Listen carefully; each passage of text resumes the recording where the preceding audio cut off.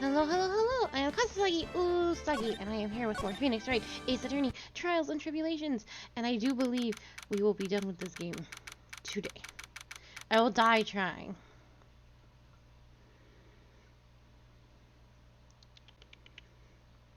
Let's get to it.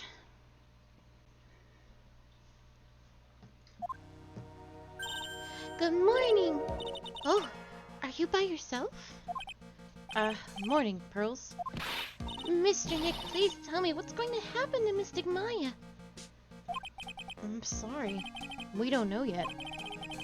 The investigation is still going on, so I wasn't allowed into the inner temple. Oh, I see. So is Sister Iris still trying to remove those trick locks in the training hall?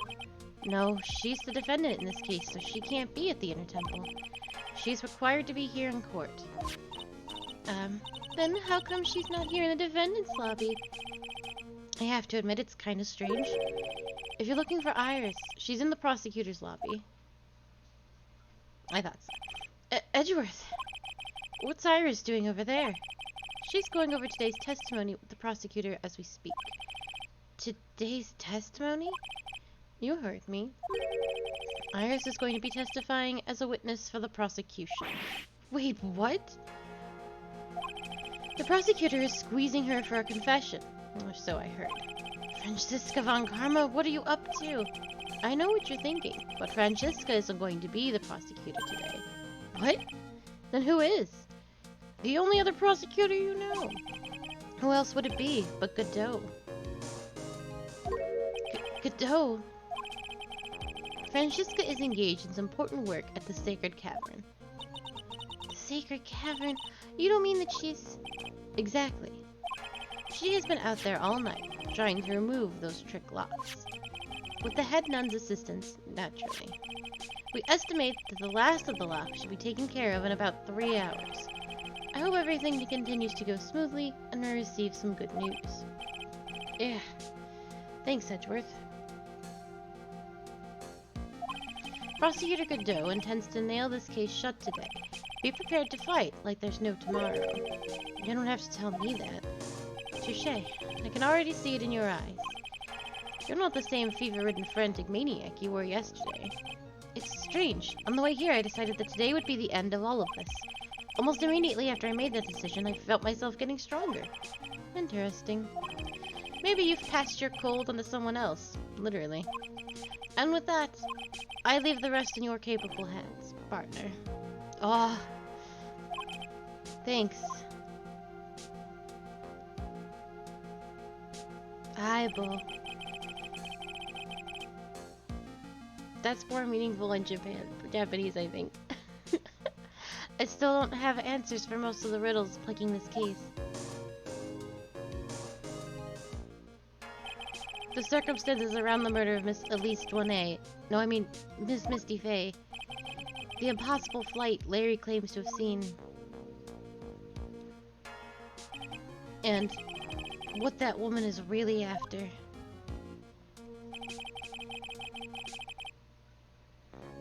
I will solve them all and bring the whole tragedy to an end.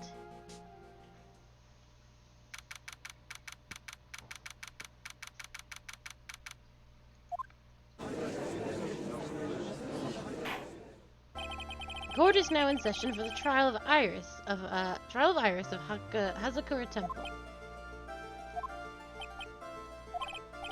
Your Honor? What are you... Oh, me? Well, my little brother came to visit me in my chambers earlier this morning.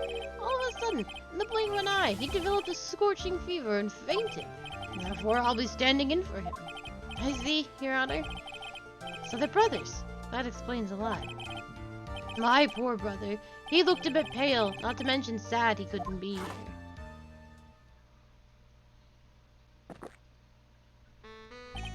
It is impossible to predict what the future has in store for any of us. This is precisely why people feel the need to judge the past.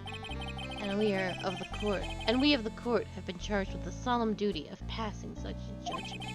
Well said, Mr. Godot. I understand exactly what you said. At least up until the end, anyway. Now then, Mr. Godot, please proceed with your opening statement. Humans are fragile, fickle beings. Our hearts change with the shifting of the tides. There's only one thing that remains a constant in this crazy world. The bitter darkness that lies at the bottom of this mug. Well, thank you, Sprightly. I will enjoy that very much. I bet there is a Godot body pillow out there. So then you mean... forget it. What do you mean? During yesterday's trial, the accused refused to admit her role in the crime. But today, she has a change of heart. Sister Iris of Hazakura Temple has a confession to make. Confession?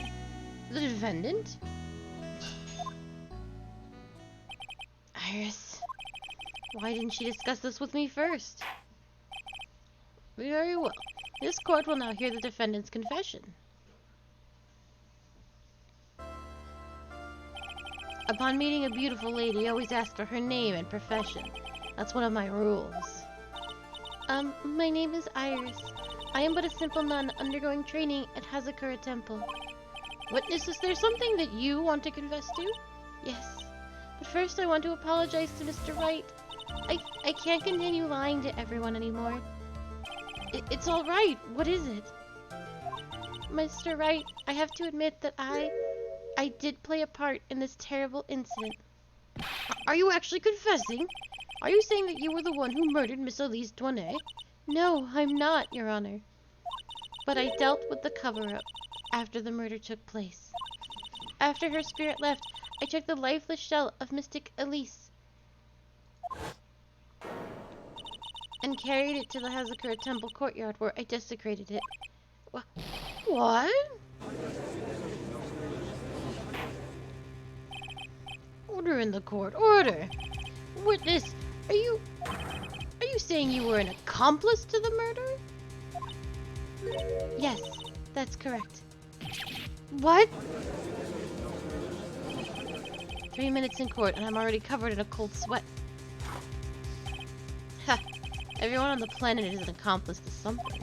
It just happens to be that in this case it's to murder. Isn't that right, Mr. Trite?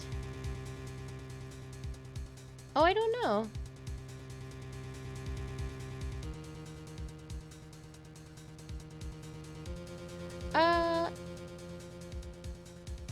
That's fair. I don't know how to become verified.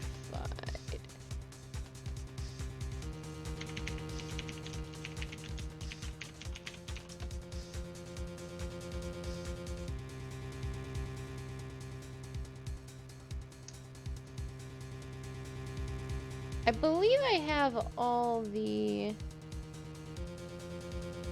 How to get verified on Twitch. 50 followers, 500 plus total minutes of broadcast for the last 30 days, 7 unique broadcasting days for the last 30 days. Oh, I'm actually, no, I am. This is affiliate. I should be.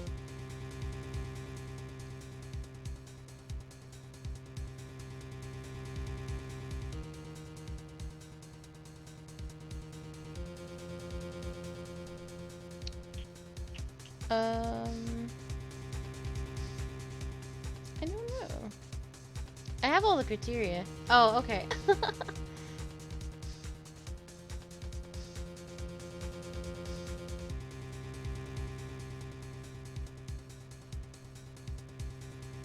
Oh, I'm not a very big streamer. Maybe someday. I would love that legacy chocobo.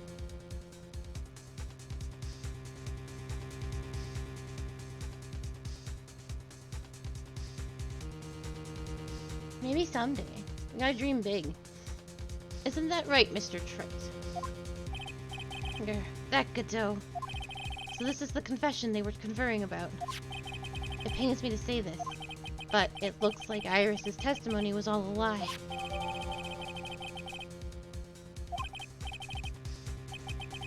Now then, little lady, if you don't mind, I've got a question for you. Whose crime were you trying to cover up by your actions? Iris was covering for someone. Now I'm definitely up the creek without a paddle, or a life jacket. I've been in a Hazakura Temple ever since I was a little girl. Hazakura Temple is run by one of the branch families of the Korean tradition. One of our missions is to protect the main family. I'm sorry, but main family? Yes, and that's why I would dirty myself, if need be, to protect her. The daughter of the master of the Korean channeling technique, Mystic Maya Fey. Huh?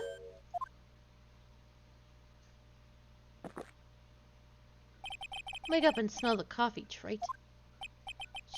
She's naming Maya?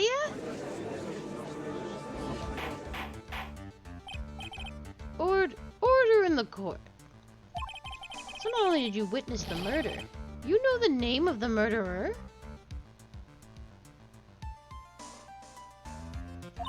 I'm terribly sorry, but it's true. I saw her commit the crime with my very own eyes. And then I cleaned up the area to try to protect her. That's ridiculous. Maya could never do that. Defense will refrain from commenting until the appropriate time. Now, witness, let's hear your testimony. What exactly happened on the night of the crime? Yes, Your Honor. I don't think this is Iris. I thought I was prepared for the unexpected, but I never imagined the case would wind up going in this direction.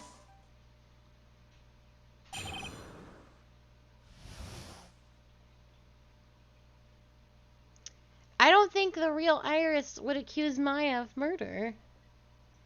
I feel like there's been a switcheroo, but I don't know when or how that could have happened. I went to the inner temple that night, and I saw it all happen in the garden. It's probably when Iris ran away from Edgeworth?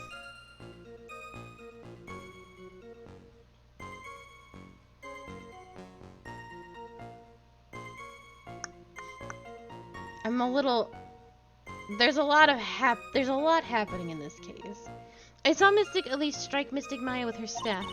While Mystic Maya was still stumbling, Mystic Elise moved to deliver a fatal strike. Mystic Maya tried desperately to defend herself and stole the weapon. It was only in self-defense.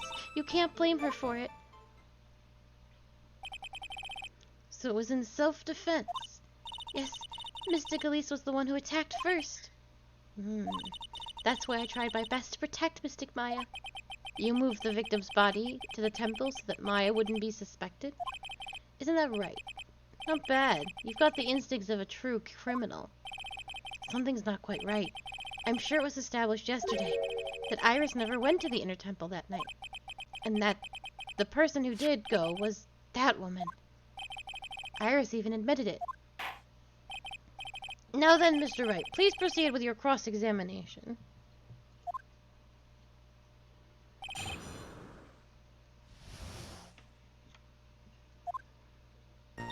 I went to the inner temple that night, and I saw it all happen in the garden. Sister Iris, your testimony has changed quite a bit since yesterday. You stated yesterday that on the night of the murder, you didn't go to the inner temple. Did she now? Too bad for you. What she said yesterday doesn't mean much today. By the way, where were you when she claimed that she didn't go?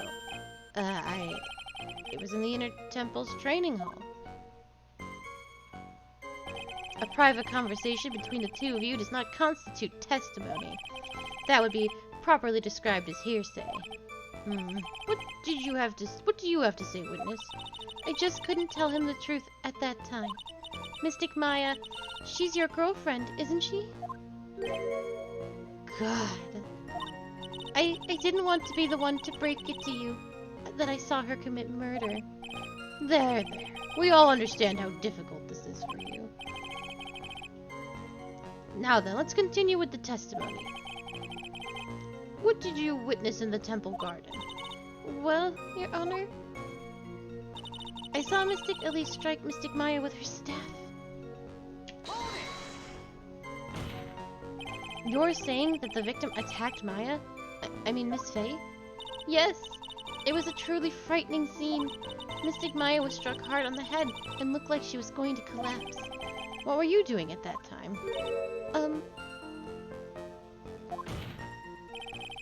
Why didn't you stop them from fighting? I'm terribly sorry, Mr. Wright. I was frightened. I couldn't move. I couldn't even speak. I was in such shock. That's perfectly understandable, my dear. This doesn't sound right.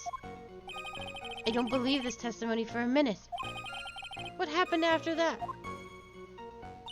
While Mystic Maya was still stumbling, Mystic Elise moved in to deliver a fatal strike. She moved to deliver a fatal strike? Yes, I'm sure of it. She threw down her staff and reached into her robe for a weapon. Wait a minute. What was this weapon? It was some kind of dagger. A dagger, huh? And Elise Douanet tried to stab her with this weapon? To kill Miss Fey? Yes, exactly. Ha! You look like I did after I mistakenly took a swig of Worcestershire sauce. Do you have a problem with the testimony we're hearing from your client, lawyer boy? Do I have a problem with Iris's testimony? Yes, I do. Your Honor, I have a small problem with the witness's testimony. You do? But this witness is your own client. Yes, well, nevertheless, that's fine. Witness, let's add your last statement to the testimony. Yes, sir.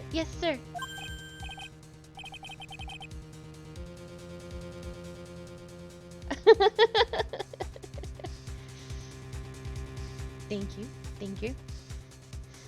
Hey, just a moment. It's my job to say that. Listen, Gramps, I won't say it again. Final judgment will be rendered by me. Ooh. Okay, now, let's continue. She threw her staff away and pulled a dagger from inside her robe. That sounds like bullshit.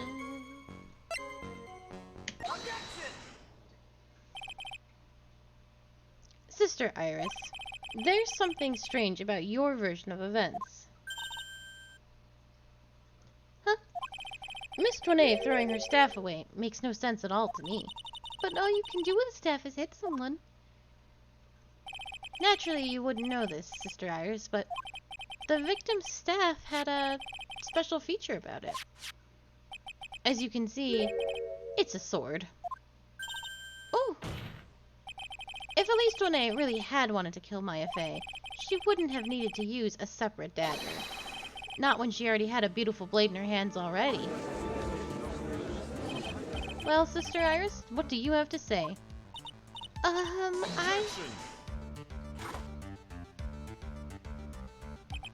That was an impressive bit of investigating, Trite. I never would have thought there was a sword hidden in that staff. But even so, how should I put this? A long sword is unwieldy, and thus quite ineffective in close quarters combat. Maybe that's why she chose a dagger over her blade. Well? Anyway, the type of weapon she chose to use isn't what's important. The important thing is that she tried to kill Maya Fey. As long as there's nothing strange about that, there's no problem with her testimony. But there is something strange about this whole testimony. Well, Mr. Wright, the prosecution has a point. Very well, Your Honor. The defense will now present evidence to back its argument. Mr. Wright, I have here another piece of evidence that shows that this testimony can't be trusted. Because Miss Elise Douanet would never attempt to take the life of Maya Fey. Ooh. Does it say that she's Misty Fey? Yes. Okay. I think this is enough information.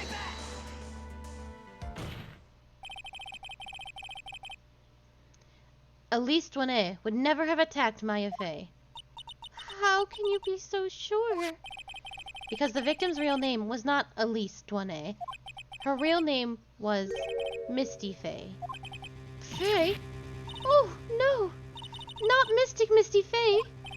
Who is this Misty Fey? Is she related to... Misty Fey is the master of the Current channeling technique. She is also the mother of Maya Fey. Are you serious? Is it really true, Mr. Wright? Was Elise Douanet actually the great Mystic Misty? There's no doubt about it. It looks like Iris had no idea. I can hardly believe it. The idea that she would try to kill her only daughter, one she hadn't seen in 17 years? Perhaps the prosecution can offer some explanation for why she would do such a thing.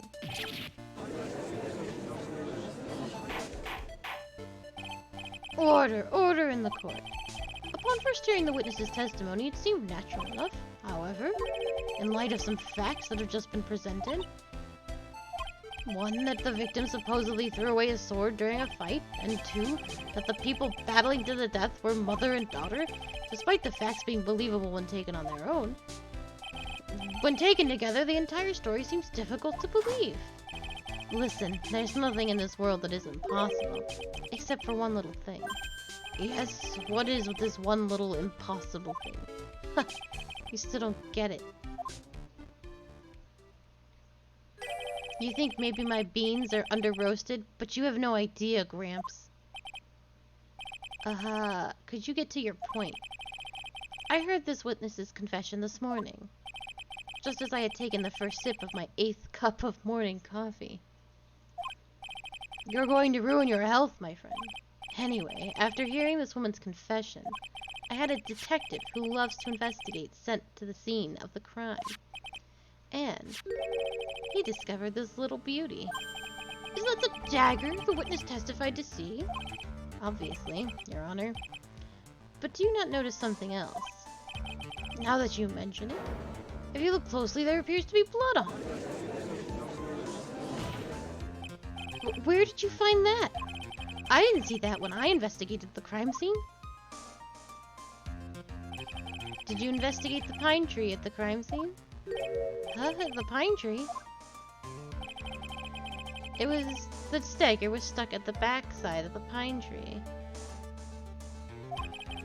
When the last blow was struck, ending the violent battle between the two women, this little baby was thrown in the direction of the back of the pine tree. Which means the blood on the dagger belongs to the victim, correct? Huh. Were you even listening, old man? I first heard this confession this morning, just as I had taken the first sip of my 13th cup of morning coffee. Didn't you just say it was your 8th just a few moments ago? I didn't have enough time to get the blood analyzed on such short notice. In any case, the court will accept this dagger as evidence. Furthermore, I order that a blood test be performed on it immediately. This is my sweetheart. Make sure you treat her right.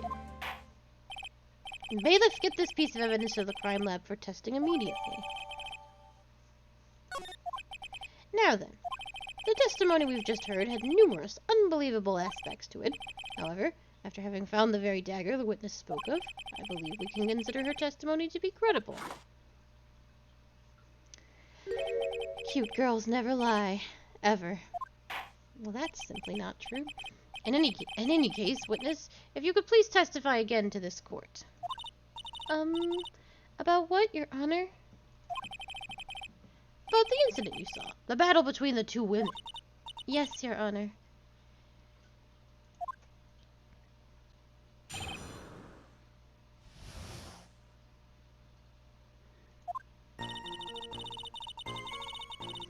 Mystic Maya stumbled briefly after being hit over the head with the staff, but then she dodged Mystic Elise's necklace attack and stole her weapon. Suddenly, Mystic Elise was on the defensive with her back to the stone lantern.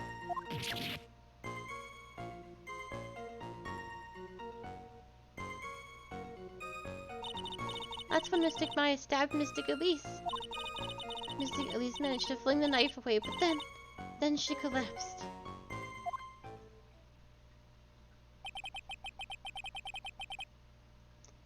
That was a very heartbreaking story. I don't know if there are any bad feelings between them, but it had been 17 years since Mystic Misty's disappearance. Perhaps they simply didn't recognize each other anymore. That seems reasonable. Now then, Mr. Wright, proceed with your cross-examination.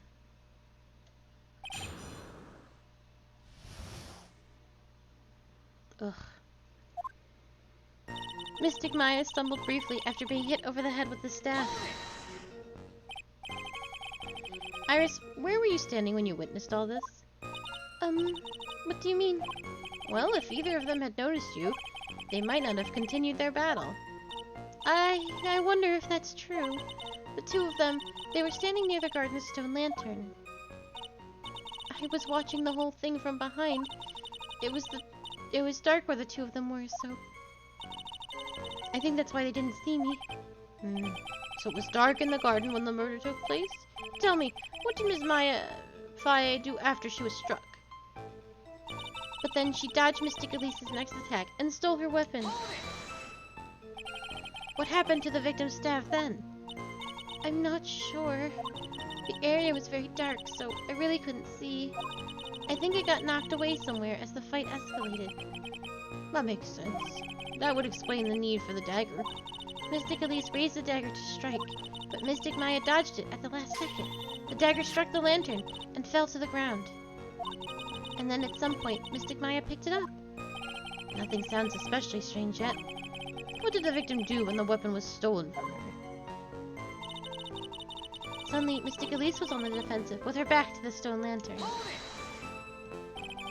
You're saying that Maya Faye turned the tables on the victim? Yes! But Mystic Maya wasn't herself at the time. After all, her life was in danger. I still can't believe it. The idea that Maya cornering someone at knife point is just silly.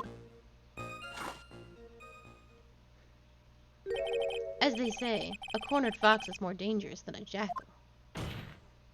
I believe the correct description of a cornered fox is scared and petrified. Your animal analogies have grown tiresome. You were the one who started it.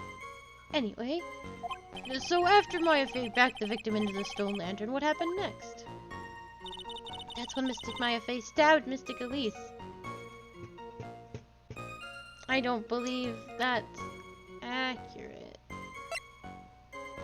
Stab to the back. Something about what you just said something about you just isn't right today, Iris. Huh? Until now, I didn't think you were the type to make such a careless mistake. However, the testimony you just gave contains quite a few contradictions. What do you mean? What's so wrong about my testimony? According to you, Maya Faye stabbed the victim while she had her back to the stone lantern, correct? Yes, that's right. Well, in that case, the victim would have been stabbed in the stomach, right? Yes, I think so. But according to the autopsy report, the cause of death was due to blood loss from a stab wound in her back. Oh. That proves that the victim was stabbed from behind, not from the front.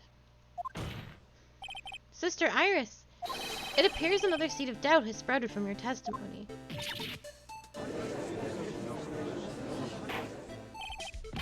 What is the meaning of this, Mr. Wright? It's simple. People are like books. We've all got a front and a back. You get my drift? Is it all you have to say? I can also say that darkness loves to play with the human mind. Could you please knock it off with the cheesy programs and illogical metaphors already? The point is, too much of this testimony just doesn't make sense. Throwing away a useful staff to people fighting for being mother and daughter. And now, she falsely claims that the victim was stabbed in the stomach. Those are certainly some inconsistencies. Well, Iris, how about it? Well, it's just... If you ask me, you're just being too naive about the whole thing. What do you mean?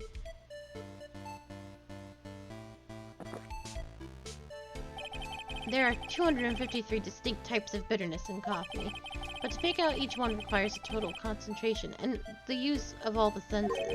Were you really concentrating on what the witness actually said? Prosecutor Godot, explain yourself. I think there's been a switcheroo. I don't think this is Iris. The witness was quite unambiguous with her own ambiguities when she said that the garden was dark and she couldn't see clearly. A human needs only one thing to see clearly, and that is light. Light. By the way, did you know Hazakura Temple has a rule that on nights when an acolyte is at the inner temple training, the stone lantern in the garden must be kept lit? I did wonder what that stone lantern was there for. Well, if that's true, shouldn't the witness have been able to see the crime more clearly? Normally, yes, Your Honor. But according to the head nun, Sister Bikini, on the night of the crime, it was impossible to light the stone lantern. Impossible? It hadn't been used in a long time, and the wick was no good. In other words, it had to have been nearly pitch black in the garden that night. There could have been a faint light coming from the training hall, but that's all. Most enlightening.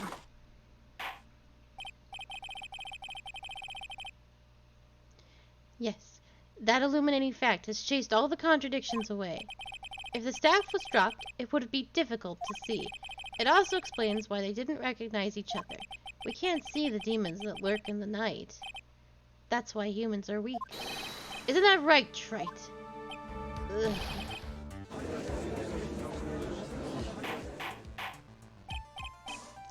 Order, order, order.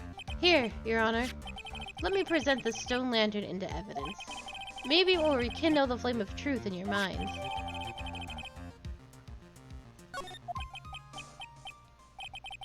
Why is the judge just sitting there with that look on his face? What's wrong, Your Honor? Was that flame too hot? This lantern. There's something written on it. Oh, he can't see it. What? It's written in blood. Oh boy. So the judge didn't know about that yet. Written in blood. It says Maya upside down.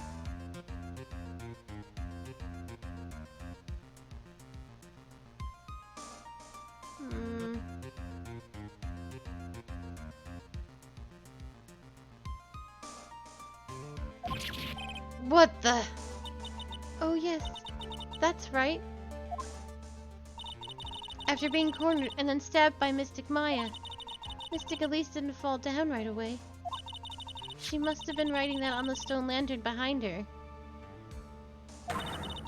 With the blood that was draining out of her body. It certainly looks that way. Objection. Hang on just a minute. What are you all talking about? What do you mean, what are we all talking about? We're talking about the message written in blood. Ha! Nonsense!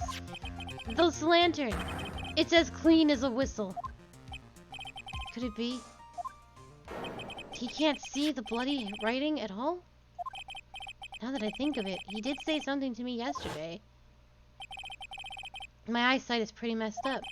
Even with these huge goggles in my head, I still can't see everything. We also already had a case like this where he couldn't see the blood on the apron. Or it was ketchup. This is not new. Man can't see red. So that's what he meant by that. In any case, this is obviously an important clue. We now know that the crime scene was dark, and that the victim scrawled his message on the stone lantern. Well, Mr. Godot, anything further?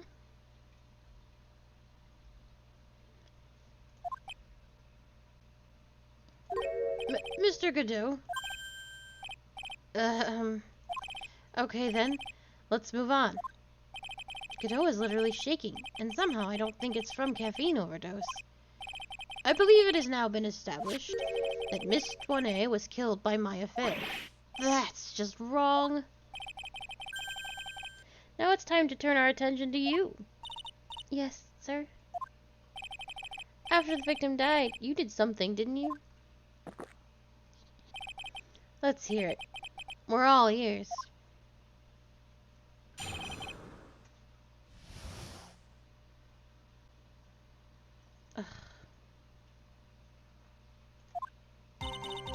After Mystic Elise died, I called out to Mystic Maya. I thought it was my duty to protect the future master of the current tradition, so I moved the body from the inner temple by myself. I dragged it behind me all the way across Dusky Bridge. Then I used the snowmobile to carry it back to Hazakura Temple, and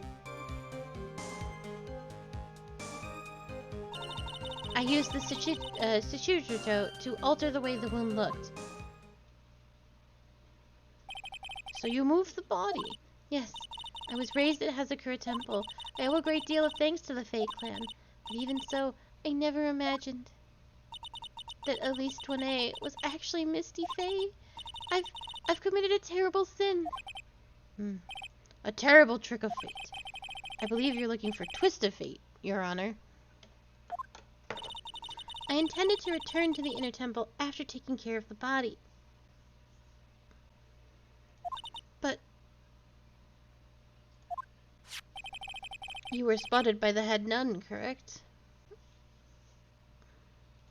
Yes, and that's why I couldn't go back. Your story makes sense, I suppose. Mr. Wright, go ahead with your cross-examination. Yes, Your Honor.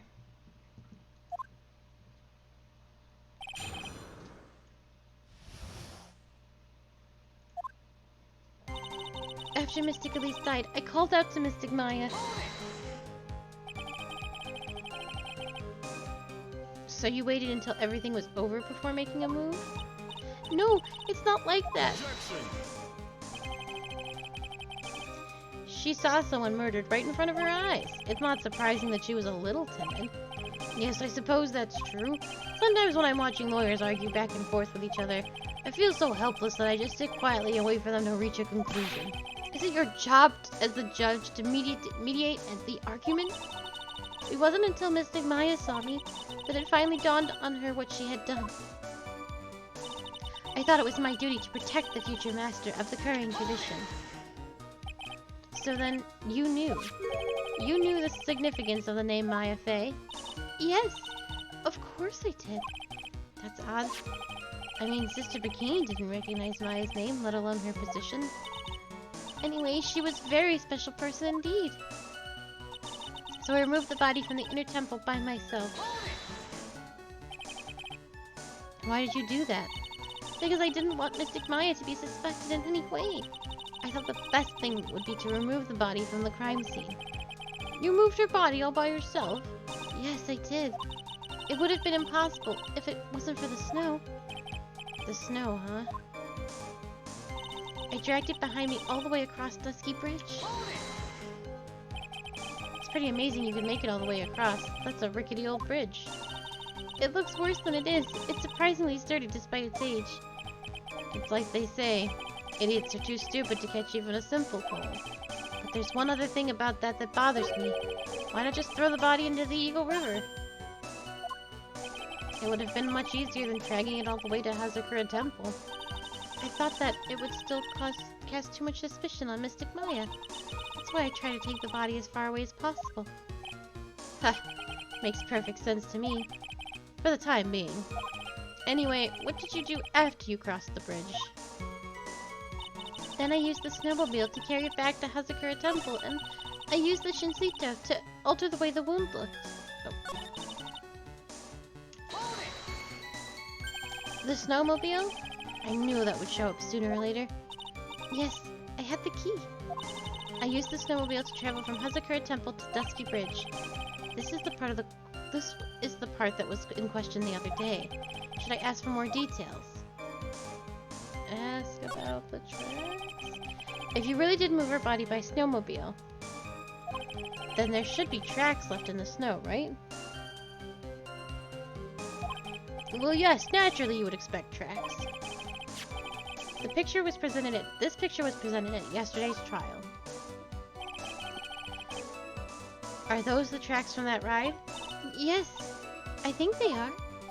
But I can only see one set of tracks here. I don't see what's so strange about that. Snow was still falling when I left Hazakura Temple. I see. Snow was still falling, huh? And then when the murder took place, it had already stopped. That's why there are such fresh-looking tracks. How about it, Mr. Wright? What do you think about this testimony? When the murder took place, the snow had already stopped? That doesn't make sense if you stack it up against the other evidence. Your Honor, I'd like the statement Iris just made to be added to the testimony. But does it have something to do with the case? All will be made clear if you allow her statement to be added to the record. This should be fun.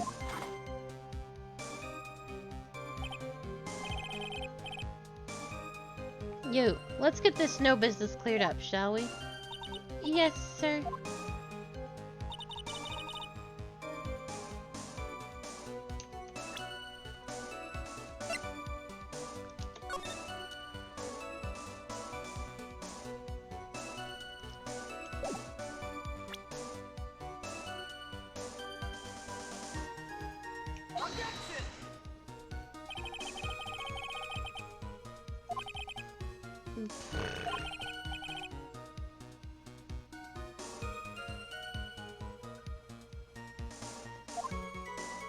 That's not right.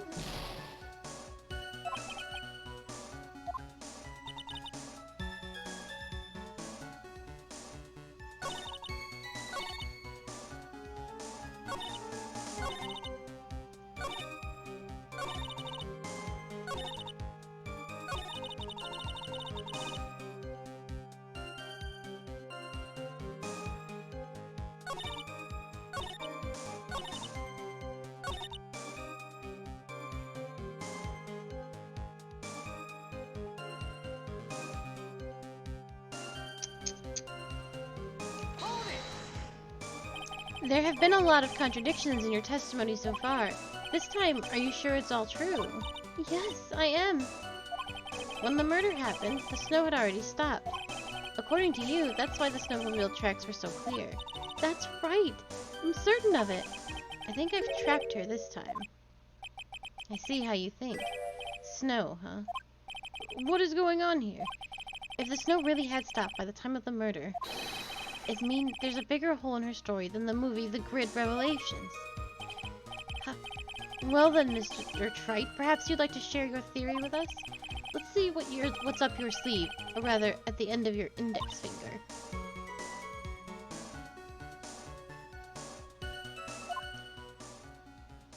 I don't want to believe it, but I don't think my logic is failing me. Iris is trying to pin the murder on Maya. But why would she want to do that? There's only one reason I can think of.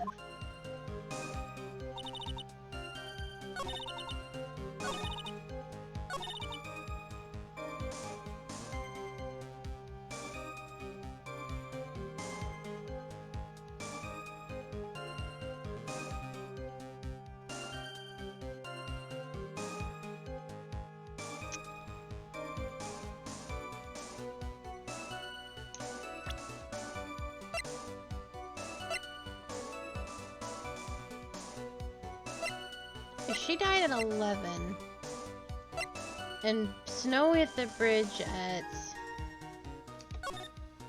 or lightning hit the bridge at 10:45, so that doesn't actually add up.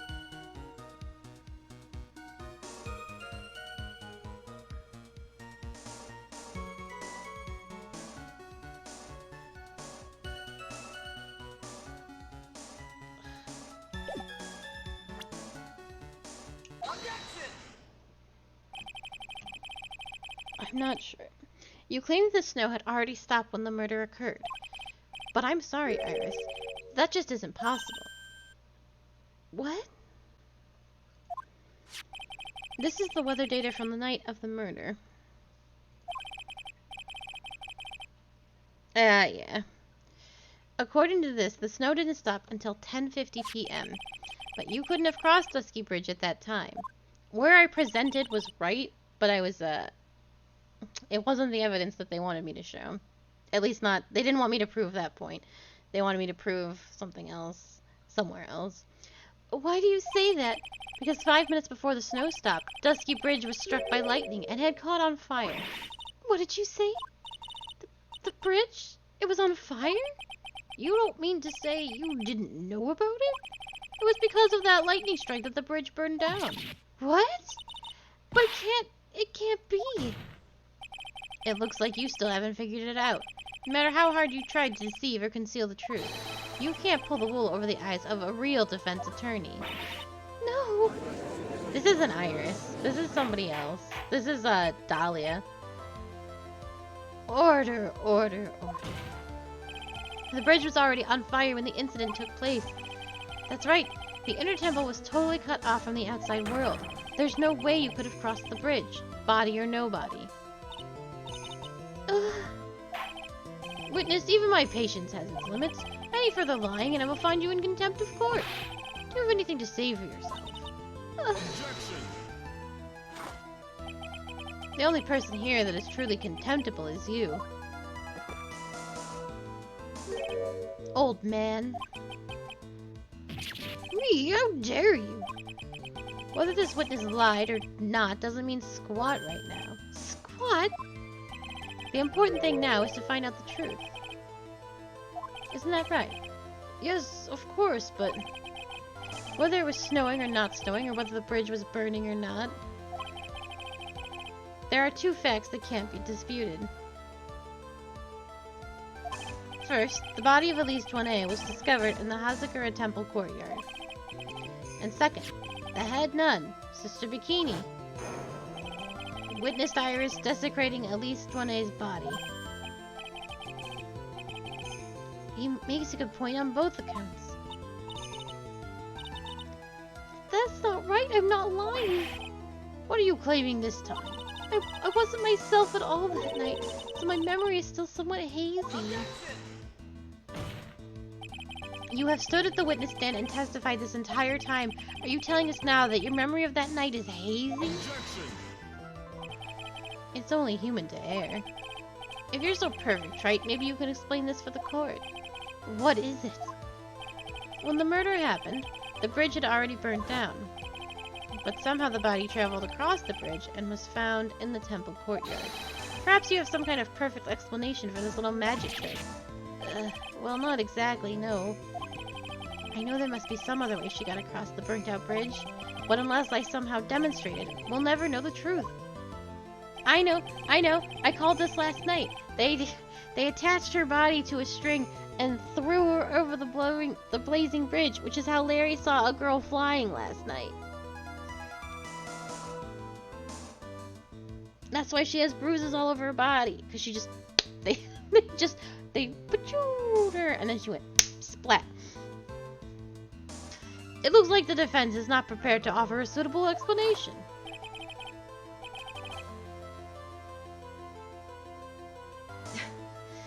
You see what I mean? In other words, you're in no position to suggest that this lady's testimony isn't the truth. Ugh. Alright then, witness, let's hear your testimony once more. About what, Your Honor? You have admitted that you moved the victim's body. Nevertheless, your prior testimony contained a rather large inconsistency. Please add an explanation for that to your testimony. Yes, Your Honor. Will this be her final testimony?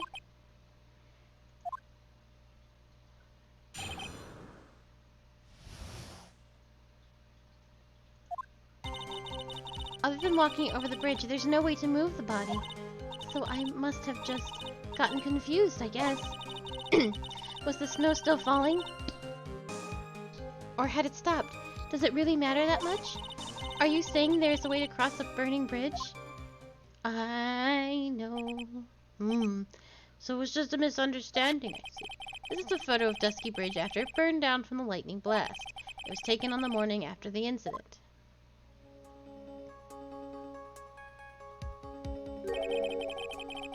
It was certainly burned to a crisp, and one of the suspension wires even snapped. It's amazing that the whole bridge didn't fall. Clearly, it would be impossible to carry a corpse across a bridge in this condition. Unless I do something to discredit this testimony, it's going to be deemed as the truth. And Maya will be accused of murder. Trite, I'm only going to say this one more time. It is only human to err. And only humans can spot the errors of our ways. The more sense he makes, the less sense he makes. Alright, Mr. Wright, Please begin your final cross-examination. I don't even need to press these statements.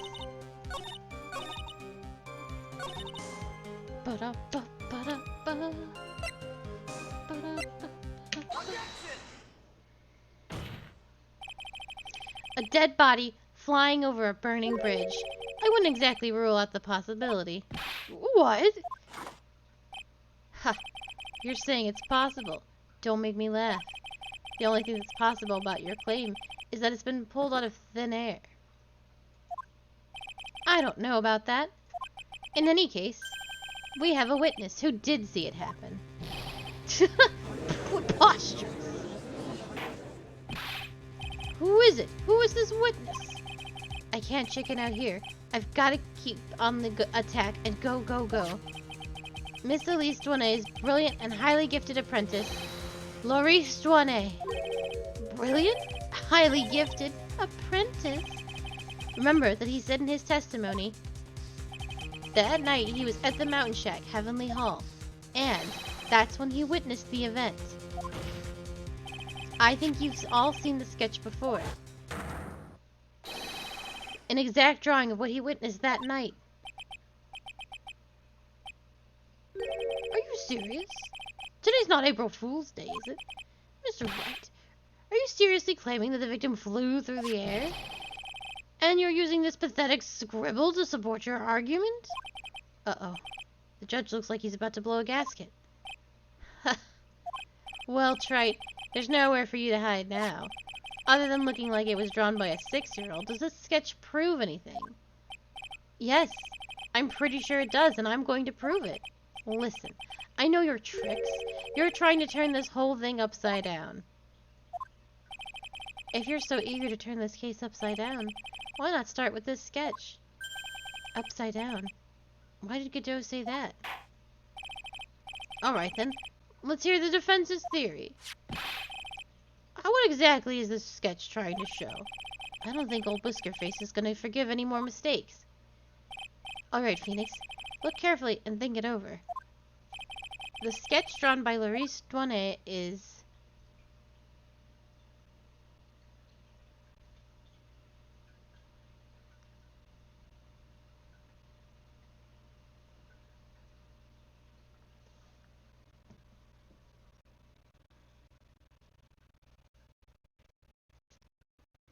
upside down.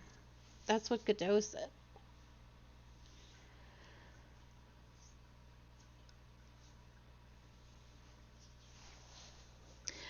Is the picture upside down?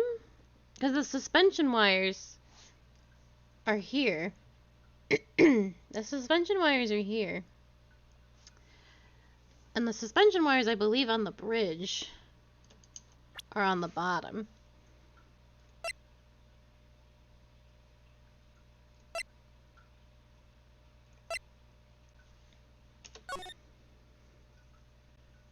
Larry's picture's upside down. Which means that she is... That means she is swinging from below?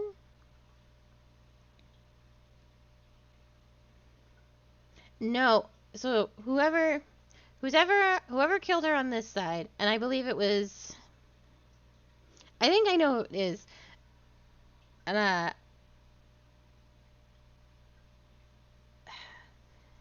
I still think Godot was here and he was trapped on the other side. But regardless, whoever did the murder attached her body to the wire and swung her across, and Iris was on the other side to get her. Larry saw the thing upside down because he was lying down. And so, to his point of view, because the suspension wires are down here, it looked like she was flying instead of swinging.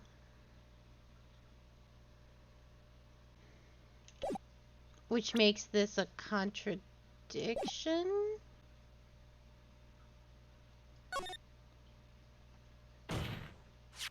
Something is obviously funny about this sketch. I'm no art critic, but even I can see that. No, that's not what I mean, Your Honor. Maurice Donnet stated it over and over, that this sketch was exactly as he saw it. However, if we're to believe his testimony, then the sketch contradicts reality as we know it. It contradicts reality? Ha! This is getting interesting. Looks like you're back to that finger-pointing thing again. Okay, trite. So what exactly contradicts the reality as we know it? Is it the girl flying? Question mark? Or is it the beams? I think it's the suspension wires. Because they're up. It's the wire connected to the bridge. The wire? Ha! Is that the thing that contradicts reality? It is indeed. Then show us the reality it supposedly conflicts with. Show us something that will point out how the sketch contradicts reality.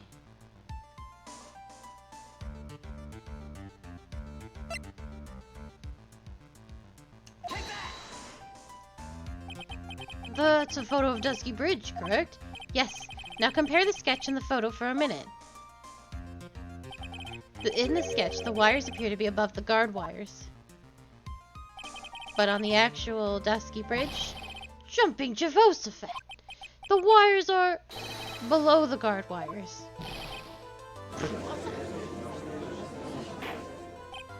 Order, order, order. This sketch is somewhat different than what's depicted in the photo. However, isn't it likely that the artist just saw it wrong? Or perhaps he just drew it wrong. Either way, it sounds like you're just wrong. With someone like Lawrence, I admit a mistake is a definite possibility. But then that begs the question, why did he make a mistake? What was the reason? Are you saying you know the answer to that? Listen, think back, alright? Remember what Maurice was doing when he witnessed this event? He was at Heavenly Hall, waiting for a lover that was never going to come. He waited and waited, and finally he laid down. But then, lightning shoots from the sky and sets the bridge aflame. Now ponder what sort of position Lawrence must have been in at the time. He was lying on his back, which is why he remembers the scene the way he did. He was lying on his back. I can't see how it relates. But it does, Your Honor. That is the reason why the wires in the sketch go up instead of down. Oh! Ugh, no way.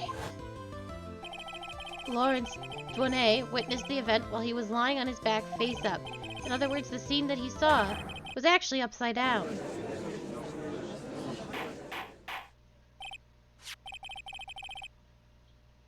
So then the sketch should actually... I think you finally get it, Your Honor. The correct way to view Lawrence Douanet's sketch is like this. This is how it should actually look. The victim's body wasn't flying above the bridge, it was actually swinging below. That's right, just like a pendulum.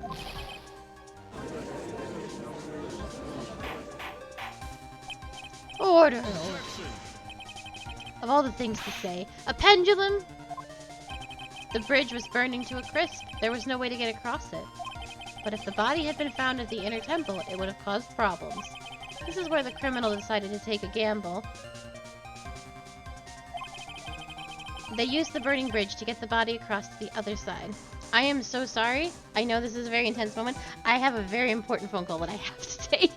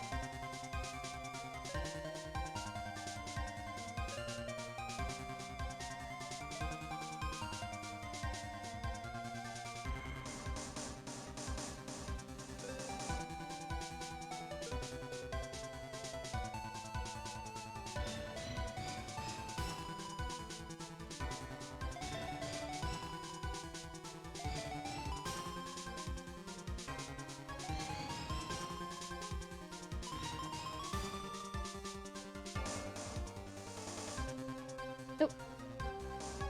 There we go. Thank you. Sorry about that. Alright, let's get back to it.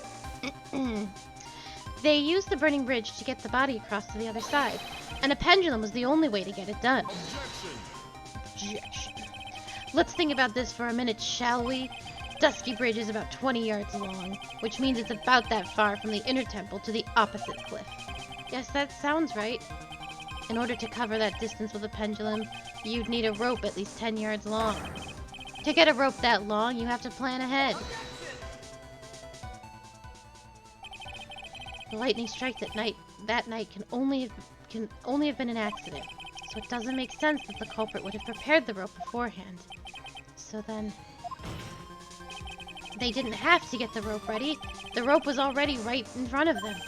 What? I'm saying that it was just a matter of using what was already there.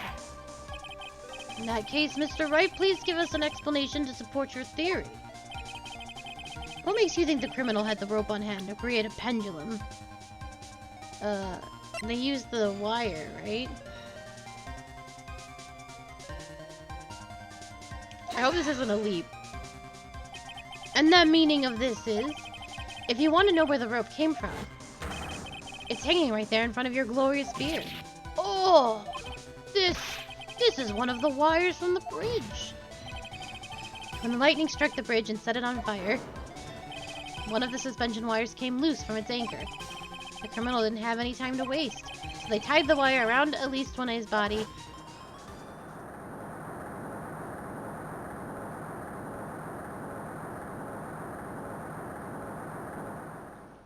This all seems rather implausible, because there was simply no other way to move the body. I still don't understand why they just didn't throw it in the fucking river.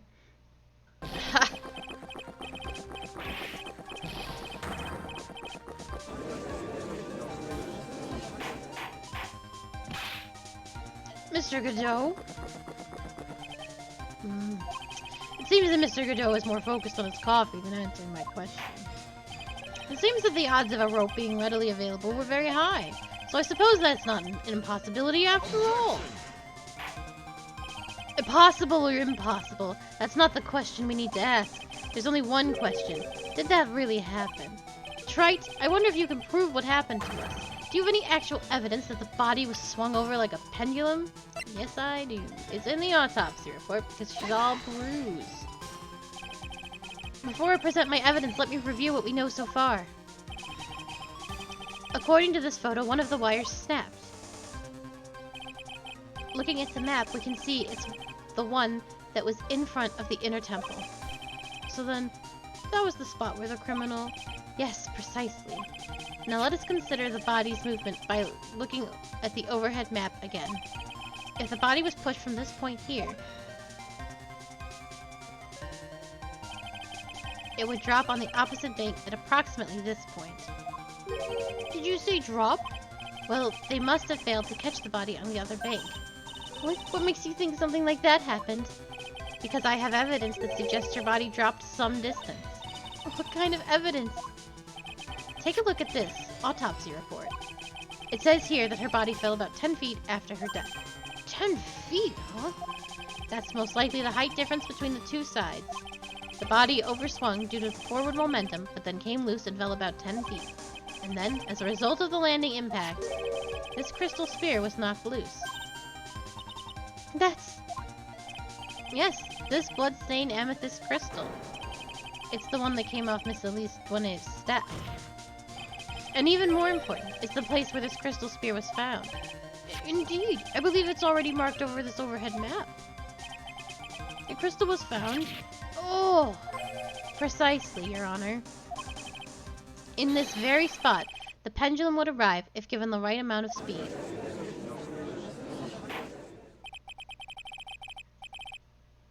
This explains your theory quite well, Mr. Wright.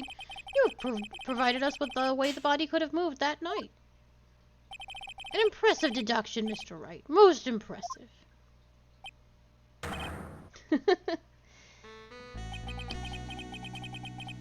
I thought this cold coffee might help cool you down. Well, what is the meaning of this, Mr. Godot?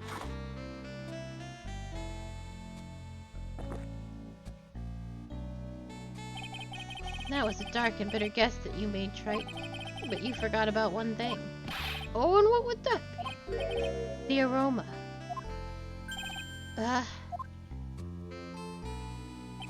coffee's most reliable accomplice is its deep and profound aroma. The rest of the court doesn't speak Javanese. Can you elaborate a bit more? If the criminal had sent the body to the other side like you say, then naturally there must have been an accomplice lying in wait to catch him. An accomplice? The criminal wasn't able to cross Dusky Bridge, so who collected the body? What do you have to say about that, Trite? Mr. Godot is correct. This can't be the work of a single person. Well, Mr. Wright, you know what you must do. Yes, Your Honor. The body couldn't have made it to Hazakura Temple without an accomplice. I hope it's not a leap to say it was Iris, because it was Iris. Very well then, if you please, Mr. Wright. Who was the person that received the body on the Hazakura Temple side?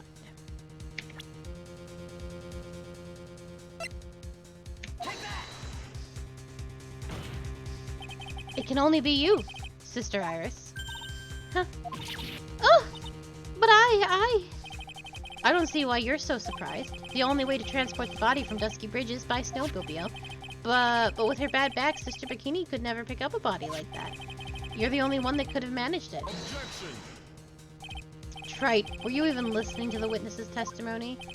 On the night of the crime, this little cutie pie was on the cleanup duty in the Inner Temple Garden after the mother-daughter bloodbath. I haven't forgotten, but have you, Mr. Godot?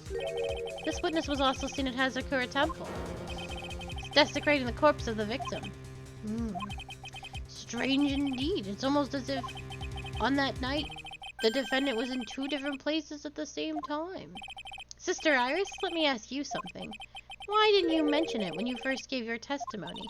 Mention what? The pendulum, of course. Using the sketch drawn by an eyewitness, I have established how the body was moved using the burnt-out bridge, which means it's now a fact that this occurred.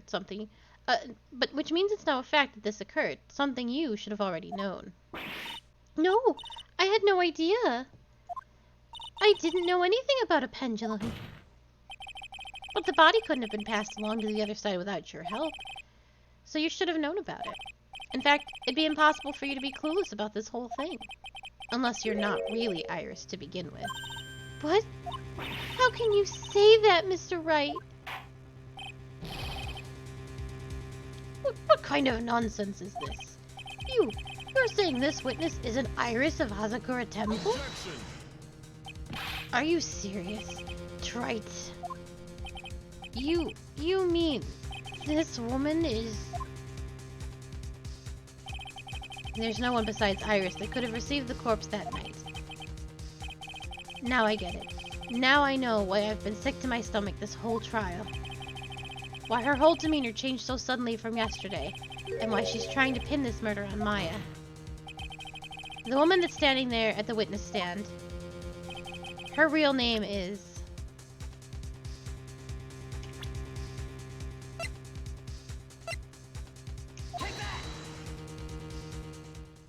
I never thought I'd have to utter your name again, let alone see you.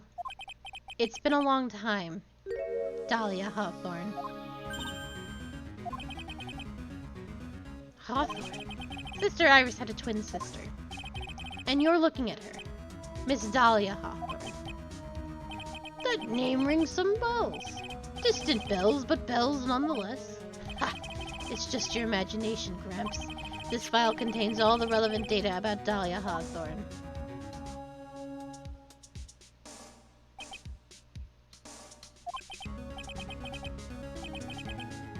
Oh yes, I remember now. That case 5 years ago. My name is Dahlia Hawthorne. I just want to say, it's an honor for me to be here in your noble presence. The honor is all mine. No, the honor is all mine. But, according to this, Dahlia Hawthorne is already dead. It says her execution was carried out last month.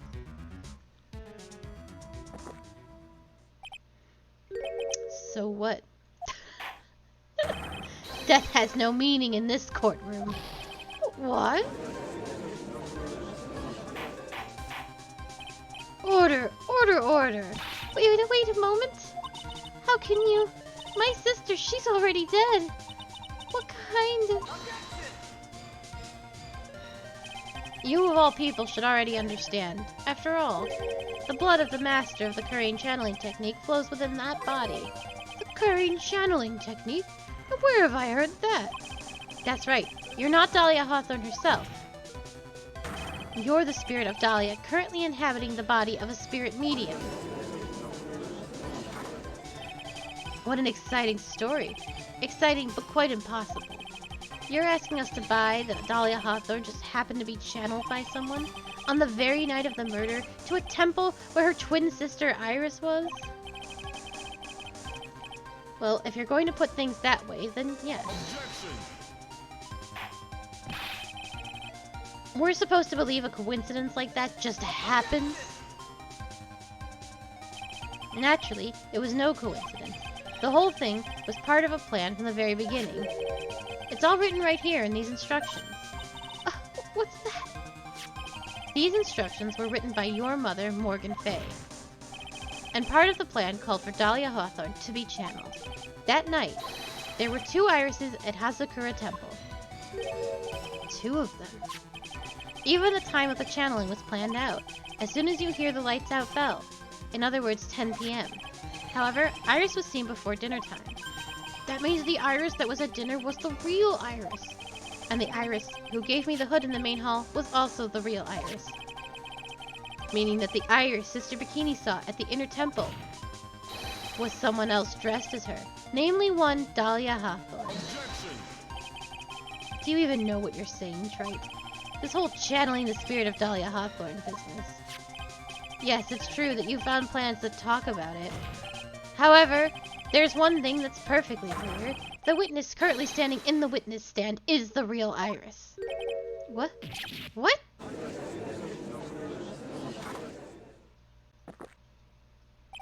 Calm down and remember what you know about the night of the crime.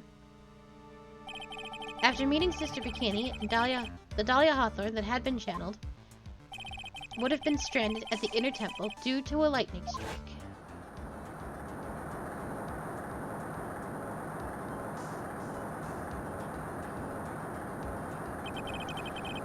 It was later that the body was moved by pendulum. That's right. Naturally, that would mean that the Iris that received the body was the real Iris. Are you with me so far? Yes. After being notified of what happened, the police came to Hazakura Temple's main hall. There they found Iris in her room and arrested her. And ever since, she's been under police supervision at the detention center. Yes, I suppose.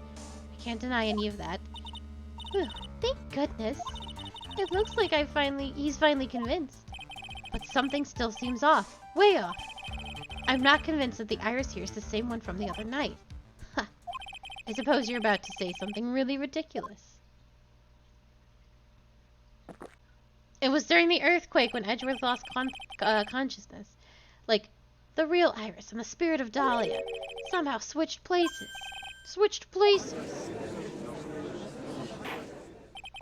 To be perfectly honest, there are still quite a few things I don't understand, but I do know that unless we confirm the witness's identity, we can't continue with this trial.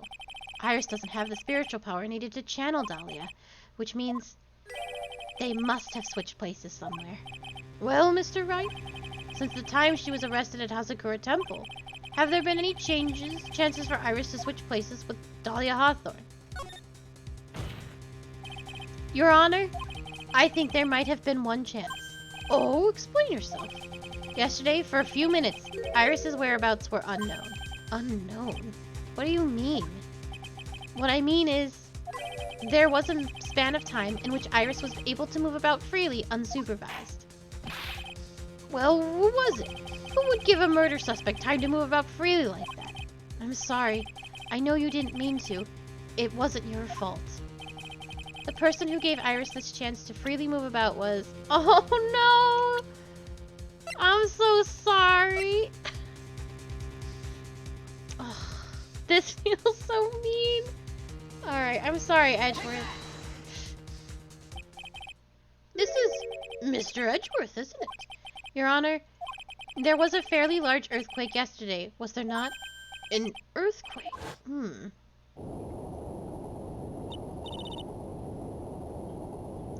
Earthquake?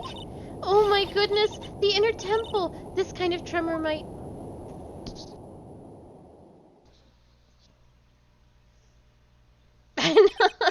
How could I have... She fled. She escaped. We went to the inner temple right away. And it's true, Iris was already there. However, they had already switched places by that point in time. When I arrived at the training hall, I was met by none other than Dahlia Hawthorne.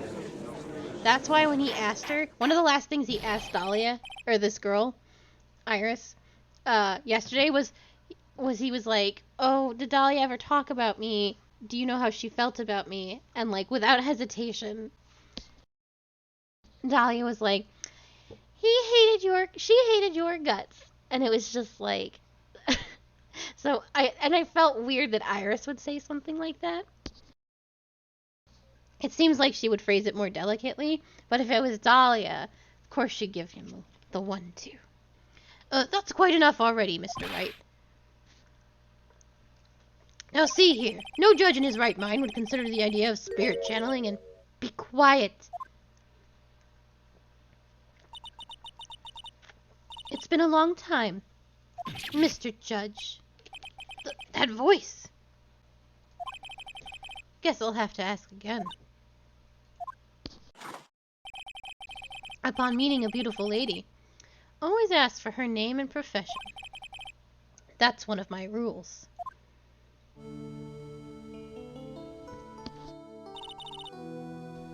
Dahlia Hawthorne, and my current profession? Permanently retired. Huh. So you're not going to bother hiding your identity anymore, huh? Why should I? After all, I'm dead. There's really nothing you can do to punish me. What is going on here? Dahlia Hawthorne. I never thought we'd meet again, and I never thought we'd meet like this. But this time, I'll end it.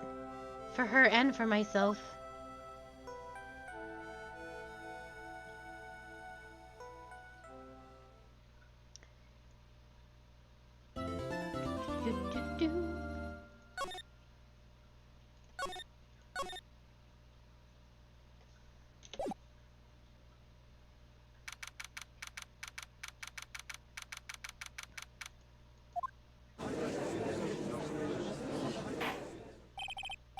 Now then, let's continue where we left off, shall we? Well, witness? Yes, how can I help you?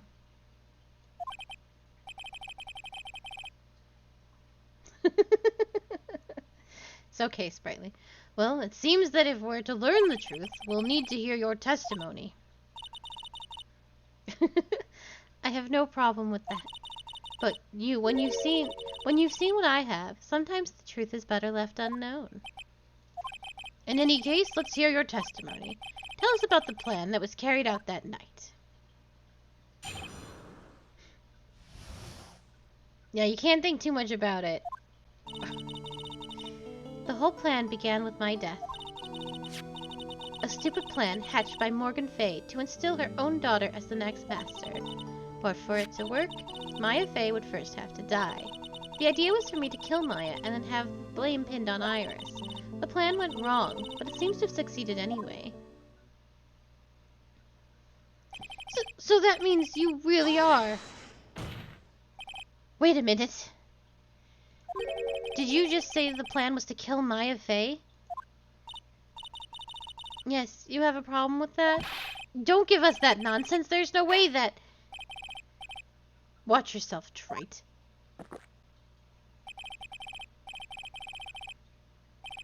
If you've got a problem, solve it during the cross-examination. That's one of my rules.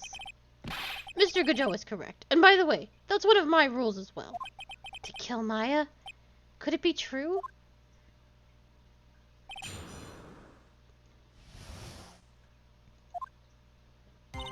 The whole plan began with my death. You were executed last month, correct? Yes, I was hanged. Woof! It wasn't exactly pleasant. Hanged? In this day and age? Oh, Jesus. How did you manage to discuss the plan? When did you talk with Morgan Fay? Last year. She was transferred to the same detention center as me. Since I was on death row and she was my mother, it was actually pretty easy to meet with her. I see. So that's when you discussed the plan. Ha! Are you crazy? At first, that woman was planning to kill me as well. Even though I'm her own daughter. All to make Pearl Fay the master of Karain. She's a cold, twisted woman. She thought she could finally regain her lost honor. The honor she lost when her younger sister Misty took her place as the master. Ever since that day, she's been working on this plan. A plan, huh? A stupid plan hatched by Morgan Fay to instill her own daughter as the next master. You're talking about Pearl Fay, is that correct? Yes. Though at first she had high hopes for the two of us. You and your twin sister Iris? That's correct. Fortunately, neither of us had much spiritual power. That's why we were abandoned by her. Along with our father. Abandoned? The only person I ever really cared about in life was myself. My sister was a nuisance, so I convinced my father to leave her at an old temple. You mean Iris? Yes, my father remarried a woman who also had a daughter. The less children you have, the more money there is to go around, right? And on top of that, my father had absolutely no interest in children in general. How horrible. The really horrible one was that woman. That bitter, vengeful woman. It was her stubbornness that gave birth to that child, Pearl Fay. She was born with an abundance of spiritual power, unfortunately for her. Morgan Fay heaped all of her broken hopes and dreams onto that poor child's back. All because of her pathetic dreams of having her bloodline become the main family. But for it to work, Maya Fay would first have to die. Maya would have to die, but why? For our bloodline to succeed as the main family, thus making Pearl the new master. The remaining descendants of the current master had to be taken care of. But Pearls would never agree to a plan like that. She adores Maya. How sad. You still don't get it, do you? What Pearl wanted had nothing to do with it. Morgan didn't care one bit about Pearl. The only thing she cared about was the position of the master. That's all. That's ridiculous. She was willing to sacrifice anything and anyone to achieve her goal. The life of her daughter. And naturally the life of Maya Fay as well. How could anyone do that? The idea was for me to kill Maya and then have the blame pinned on Iris. You were going to kill Maya. Pearl didn't need to know anything about it. All she had to do was follow the instructions in the letter and channel me. Then I would simply have used her body and finished the job. In any case, I'm already dead, and there's nothing any of you can do to me. So the plan was to blame the crime on your younger twin. On Sister Iris of Hazakura Temple? She and I look absolutely identical. No one can tell us apart. If someone were to witness me killing Maya, naturally they would think it was Iris that had done it. And the witness in this case was the head nun, Sister Bikini. I never would have guessed she was going to return to Hazakura Temple that night, but she wound up seeing Iris's crime anyway. But why did you want to pin the murder on Iris in the first place? She's your twin sister, isn't she? Twin sister? Don't make me laugh. She's nothing but a backstabber. I couldn't care less about her. Backstabber? You just don't understand. You never will. Anyway, the plan went wrong, but it seems to have succeeded anyway. You think the plan was a success? You heard me. Just as that woman had hoped. Maya Fay is dead. Now the title of Master will pass on to Pearl Fay. That's absurd. She's just trapped inside the sacred cavern. Really? You're as foolishly optimistic as ever, aren't you? Aren't you, my darling Feeny? Do you want to know the truth? Ever since we met, I've despised you. Your sniveling naivety and your pathetic faith in other people. I just want to know one thing. What did you personally think of Morgan Fay's plan? I told you already, didn't I? It was a stupid plan. It had no point, no value other than fulfilling her own greedy desires. Yes, it was certainly nothing to be proud of. If that's how you feel, why did you help her carry it out? Why would you do it? Why would you kill Maya? You may not understand it, being the kind and gentle soul that you are. You may not be able to appreciate why someone like me would help a woman like that. So then tell me why! Isn't it obvious? I'm not like that woman. I only act in my own self-interest. The reason I helped her was for myself. For my own personal satisfaction. What did you say? So this woman, Dahlia Hawthorne, she had her own reason for wanting Maya dead? Do you understand why I would kill Maya Fey now? What my goal was?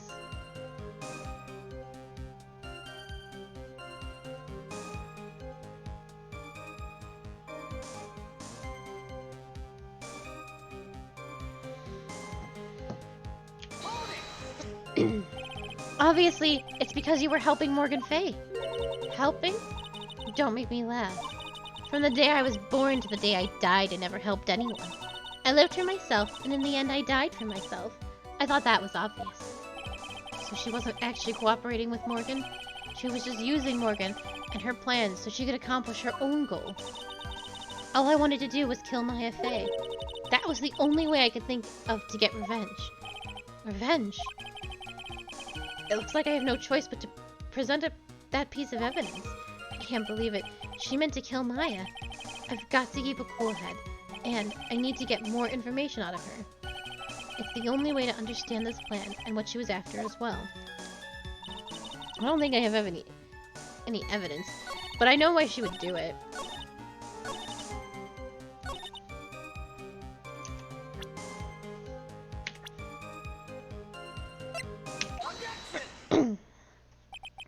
Could it be that your actual goal had nothing to do with Maya Fey herself? As I said, none of you have the power to punish me anymore. Because I'm already dead. Well, I had the same problem, you see. You can't punish the dead. And you can't take revenge against them either. You wanted to take revenge on someone? I was sentenced to die because of that woman. Mia Fey. I somehow knew this was hidden. I wanted to send her a message. It was at her hands that I suffered my first humiliation. I wanted her to feel the same pain she made me feel. Sadly, when I realized revenge was impossible, I gave up. And the reason it was impossible? Was it perhaps because Mia Fey had already died? Yes, and I realized there's only one way to take revenge against the dead. And how do you do that? Even when the body dies, the spirit, the ego, it lives on forever. I wanted to take away the person that Mia Fey loved most. I wanted to kill her with my own hands. That would be the one and only way I could take my revenge against Mia Fey. That was the reason I helped out that woman's plans. Just for that. For that you would kill Maya? Your goal was no different than that of Morgan Fay. As they say, the apple doesn't fall far from the tree. What a cruel plan. Cruel, cold, and heartless. Huh. Don't waste your time preaching to the dead. I've already told you.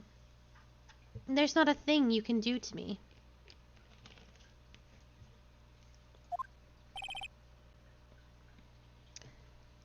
Oh, Maya's not dead. Because Iris is trapped in the temple. And Pearl was the one who was supposed to summon her, but she didn't. Which means this is Maya. Maya's actually Dahlia right now. I think. That's the only thing that makes sense. Because Iris doesn't have enough spirit power, and there's no one else that can do a summoning. That night. At least that's what I think. At about 9:30 p.m., I materialized into this world. I quickly pinned my hair up and put on my demon warding hood. Then I picked up the staff that was by my side and left Hazakura Temple. So it was at least one who channeled her after all. That ridiculous head nun never noticed a thing. She left Maya Fey at the inner temple and wobbled back, clutching her poor old back. What did you do then? That kid was easier to handle than I had hoped. Oh, maybe she is dead. I caught up with her in front of the stone lantern, and I took out the dagger I got from the storeroom and... Oh, maybe Maya is dead. That would be crazy. So then you're saying you stabbed Maya? It's strange, but I don't have a clear memory of what happened after that. I don't know who's possessing her, but what does that mean, no clear memory? I don't know. I think I was stabbed. You were stabbed?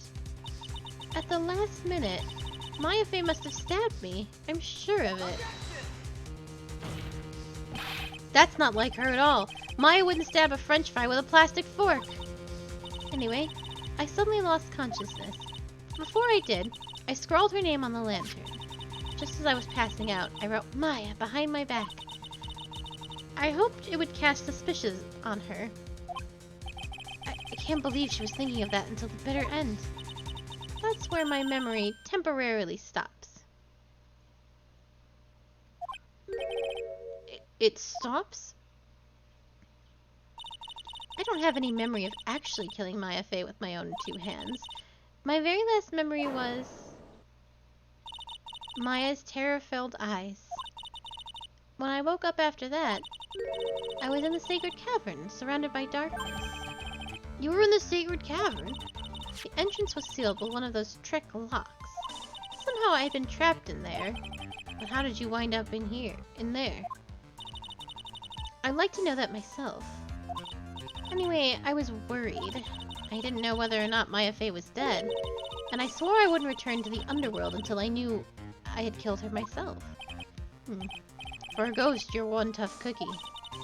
I wanted to get out of there and make sure she was dead, but I couldn't do it. I couldn't get out. The trick lock stopped you? I didn't know how to remove it. So then you're saying you were actually confined against your will inside the sacred cavern? Yes, I wanted to get rid of that annoying lock as soon as possible, but it wasn't easy. I kept getting interrupted while I was working on it. Interrupted? It was early in the morning, but someone came into the training hall. What? Who? Could it have been Maya? I thought the same thing, but I couldn't see. Why not? If someone had spotted me, I would have lost my chance to take revenge. So I made sure to hide myself well at the back of the sacred cavern. That morning, only 2 people could have gone into the training hall. Maya and Pearls. Pearls went there to cover the hanging scroll in gravy. Still, I finally managed to remove the lock, but I was too late. What do you mean by that? The flies had already started to gather. The bridge had been fixed, and the police had started their investigation, correct? Naturally, I couldn't go out. So instead, I returned to the cavern and put the lock back on myself. I realized I wouldn't get a chance to see Maya's corpse as I had hoped. But just then, Lady Luck showed up. Lady Luck. After that big earthquake, she showed up all by herself. The The real Iris. She said she'd come to make sure the sacred cavern was all right. Stupid girl. I came out from the sacred cavern and got a feel for the situation.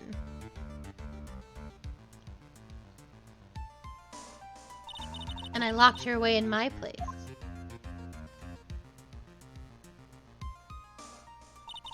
I'd finally learned exactly what had happened. It was then that I learned the plan had actually succeeded. What do you mean, your plan had succeeded? I had misunderstood one thing, you see. That night, the one that had summoned me, I had assumed that it was Pearl Fay. Well, of course you would have assumed that, and it was written in the instructions. But I was wrong. The person that had actually called my spirit back was Misty Fay, the picture book author.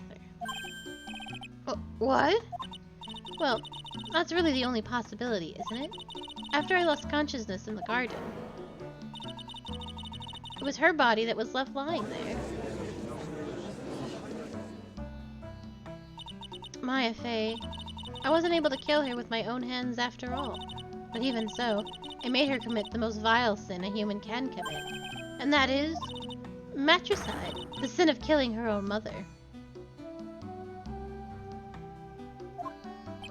Ugh. No way! Order in the court. What is the meaning of this? It's true that I was the one who attacked Maya Fay, but even so, the murderer who actually snuffed out Misty Fay's life was none other than your darling little Maya. Ridiculous! That's nonsense! Are you sure about that? Just think about it. There's even evidence supporting these facts, isn't there? What do you mean? What is this so-called evidence? The fact that Maya Fay has disappeared is evidence enough, isn't it? Huh? The idea that she's still in the sacred cavern is just ridiculous. She wasn't able to escape from the inner temple, that much is obvious. In that case, there is only one place she could be. Where? Do I have to spell it out? The bottom of the Eagle River, where else? Eagle River? Maya Fay killed her long-lost mother. Can you imagine the guilt she must have felt when she realized that? That's why she threw herself into the Eagle River. Most bodies that wind up in there are lost forever.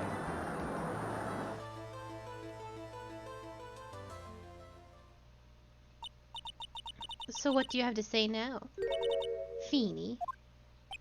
Oh,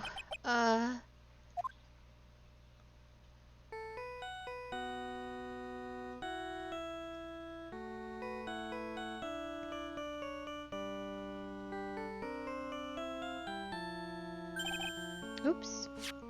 Sorry, that's my phone. What kind of ringtone is that? Godot here. Okay, thanks. What, was it something important? They just finished removing the locks from the sacred cavern. That's great! What about Maya? There was a woman in that cave. Was it Maya Fay? It was the accused, Sister Iris. Don't look so surprised. I locked her in there yesterday. I just finished telling you that. So, what about Maya? Where is she? There was no one else found inside the sacred cavern. No, it can't be. I told you, didn't I? She's dead. No. No!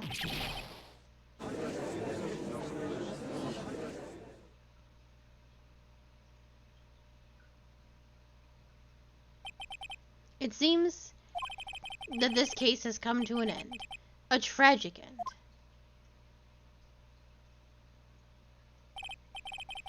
Sadly, it appears the killer of Elise Toinette, also known as Misty Fay, was her own daughter, Maya Fay. Overcome with guilt for what she had done, Maya Fay jumped to her death in the raging waters of the Eagle River. It can't be.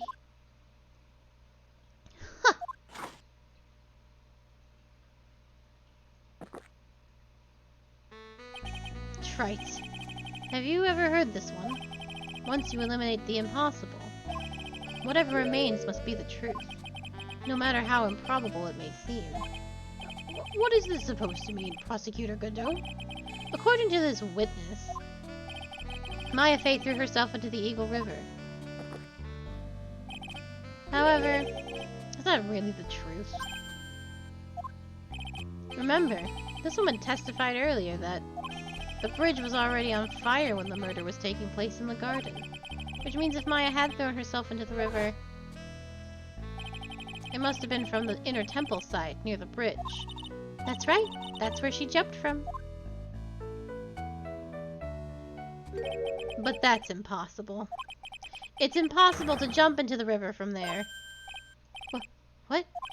Don't get your panties all twisted up, Trite. Just relax and think through the whole thing again.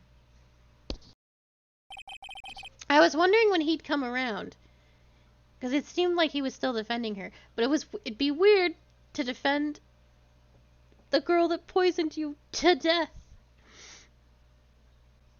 So it's impossible. Maya couldn't have thrown herself into Eagle River. This was a literal plot point in a different case. Well, Mr. Wright, Miss Hawthorne claims Miss Fey threw herself into the river from the inner temple side. Do you have any evidence that refutes this claim? 'Cause there's no water.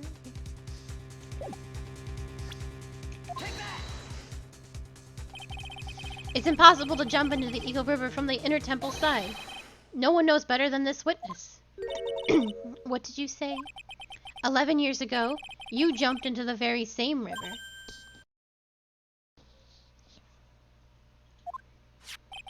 Just take a look at this overhead map. As you can see, below the cliff on the inner temple side is a big rock shelf. Oh, yeah, you're right. She wouldn't have reached the river if she had jumped off from there. In other words, if she had jumped, we would be able to see her body in this photo. Oh. So you finally figured it out. No!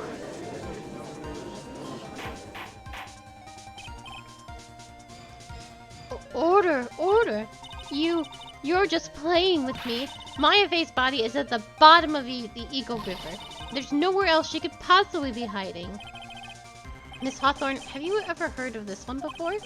Once you eliminate the impossible, whatever remains must be the truth. Yes, just a few minutes ago. Maya Fey wasn't inside the sacred cavern. We now know that she didn't throw herself into the Eagle River. Correct. That eliminates the most likely possibilities. Now, although it seems improbable, there's still one other place she could be. What? What is this one possibility you are talking about? That's obviously a bluff. So where is her dead body then? Finally, I think all the pieces are falling into place. Normally, the living have no way to punish the dead. But I think there is a way to give Dahlia Hawthorne the ultimate punishment. Shall I tell you, Miss Hawthorne? Shall I tell you where Maya is this very instant? Maya Fey is... There's only one possibility left. Namely, she's right here in this very courtroom. What? Maya Fey is here? You say she's here in my courtroom? Dahlia Hawthorne, I seem to recall that you said I had misunderstood one thing, you see. So what? But I think there's one more thing you misunderstood. What do you mean? Tell me something. At this very moment, who is channeling Dahlia Hawthorne? Why, that's obvious. It's Pearl Fey, that pathetic little sniveling runt. You're wrong. Pearl's tried, but she couldn't do it. I've never failed at channeling someone. This is the first time it's happened. Isn't there any explanation for why you couldn't channel a spirit? It could happen if someone else was already channeling the same spirit. Someone called me before Pearl did? But who? Pearl's even tried again on the day after the crime, but she couldn't do it. What could that mean? I think the truth is becoming clearer to you right about now, am I correct? Oh! It wasn't Pearls that channeled you. There was someone who called you before she could.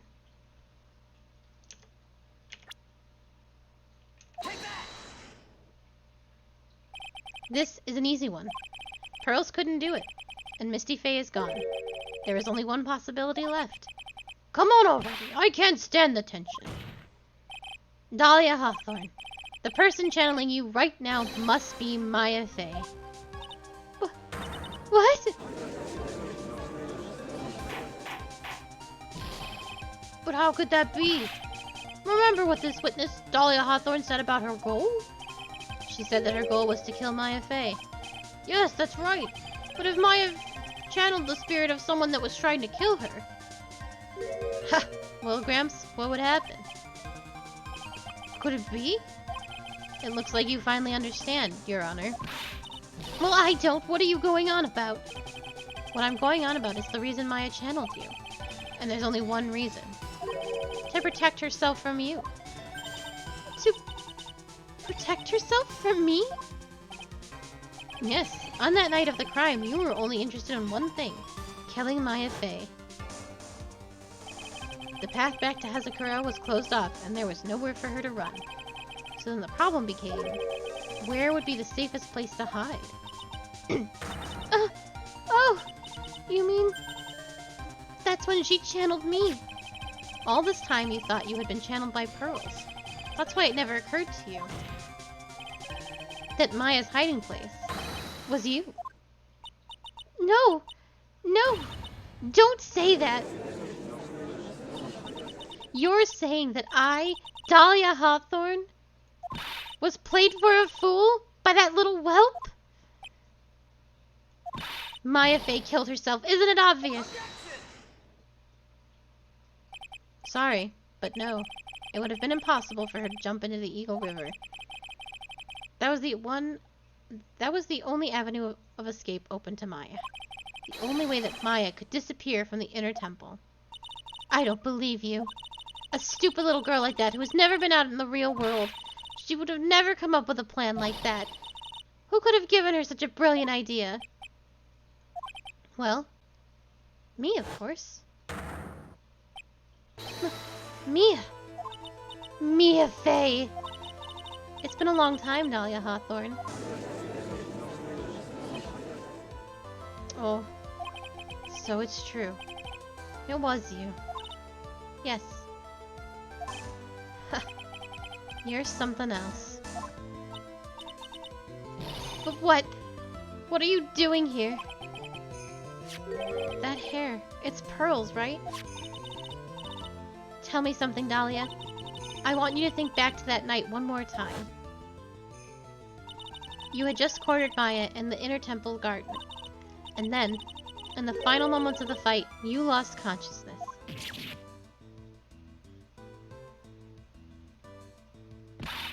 I was stabbed by Maya Faye. Actually, Maya lost consciousness at the same time as you. She did. Not terribly surprising, since she was about to be killed. When she woke up, she was in the training hall. That's when Maya decided she needed help. So she channeled me. She explained in a memo the situation she was in. She asked me what I thought she should do. She did that? I can't believe it. Of course, I didn't have all the details, but one thing was perfectly clear. And that was, I knew that she couldn't be allowed to wander free. Free? What do you mean? It was a race against time, so I wrote down two things that Maya had to do. Channel Dahlia Hawthorne as soon as possible, and lock herself in the sacred cavern until help arrived. So it was Maya who put the lock on there. Yes, but why did you order her to do those two things? If she hadn't done it, Dahlia Hawthorne would have been channeled by someone else. by one Pearl Faye. Pearls! Yes, Pearl didn't properly understand the plan, so all she was trying to do was follow her mother, Morgan Faye's instructions. If she had succeeded in channeling Dahlia Hawthorne's spirit, things would have turned out very badly, to put it mildly. So that's how it was. Dahlia Hawthorne would have used the body of Pearl Faye to kill Maya at all costs. Yes, it certainly sounds like that was the intent all along. How dare you? I won't forget this. Why not just admit it, Dahlia Hawthorne? Your little plan was nothing but a big failure. Yes, another failure to add to the pile of shame, wouldn't you say? What do you mean by another? Think about it, Dahlia. Remember all your past crimes? Not a single one of them was a success. They all ended in failure. What? How dare you? 11 years ago.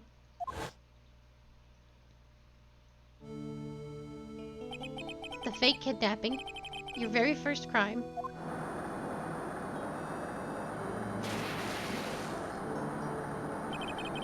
You got your hands on a $2 million diamond, but...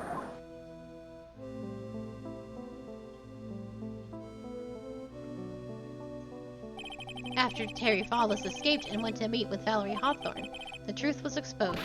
Shh! Shut your mouth! That wasn't my fault! It was because of that stupid oaf of a prisoner and that weakling of a policewoman. And then, 1 year later, you tried to kill me.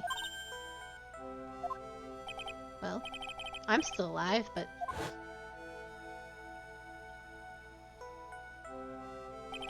you wound up killing someone else.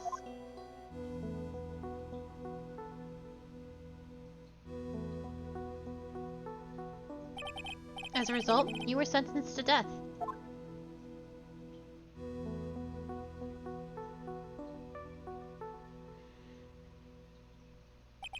It's one stupid move after another for you, but it's no longer funny.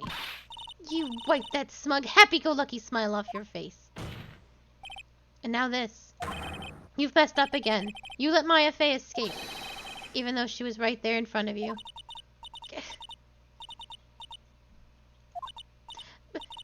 Mia Faye! You spinster! I was supposed to kill Maya Faye like I swore I would. And if you had only gotten this spiky-haired jerk the guilty verdict, I wouldn't have been hanged to death. True. But I think you finally understand, Dahlia Hawthorne. You will never defeat me. What did you say? Whether you're alive, dead, or somewhere in between, you will never defeat me.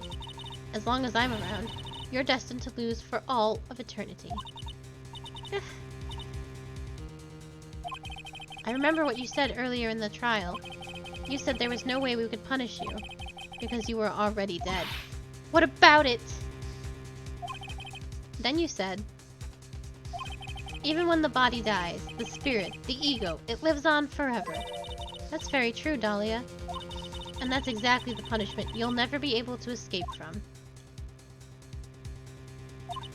For all of eternity, you'll have to remain as Dahlia Hawthorne. A miserable, pathetic, weak creature who can never win at anything. And for you, there is no escape from that. No hope of freedom. Since the day you were executed, the narrow bridge that you stretched out in front of you has burnt to a crisp. You're wrong. It can't be. How could I lose to the likes of you? It no longer matters. I don't care whether you win or lose anymore. The only thing I want is for you to come out of Maya's body right now.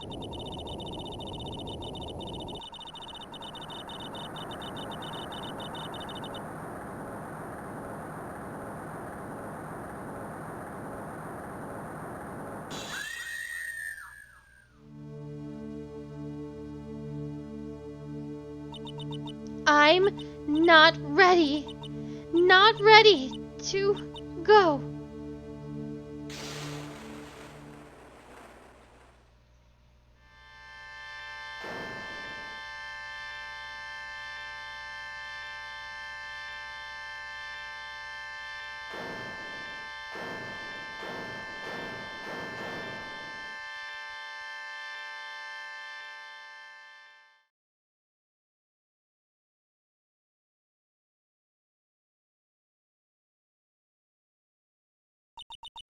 Nick? Sis?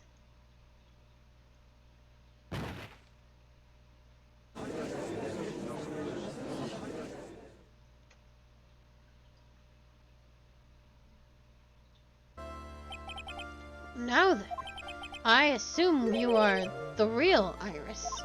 Yes, I was just rescued from the sacred cavern. I must say you and your twin sister are indeed identical from what I can see. In any case, it appears that everything has finally been cleared up.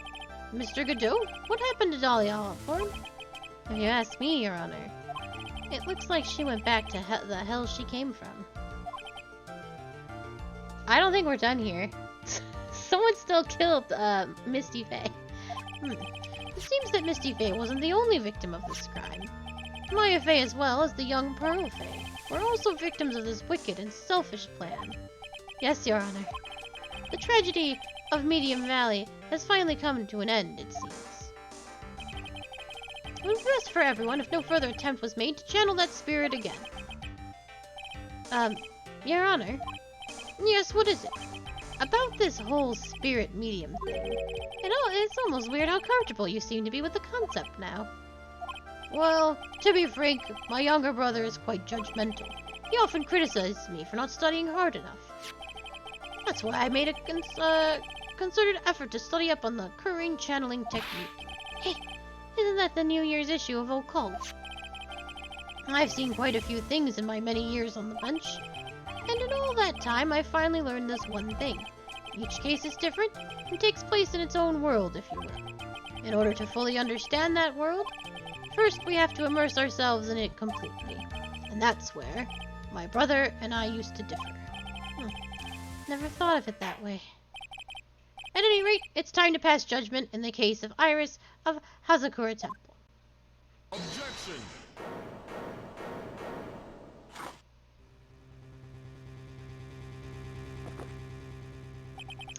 You're a little too fast with that gavel, Your Honor. What do you mean by that, Mr. Godot? This trial isn't over yet. That's what he means. What? Trite. Remember what Miss Evil Spirit said in her testimony. Dahlia's testimony. I caught up with her in front of the stone lantern. Then I took out the dagger I got from the storeroom, and...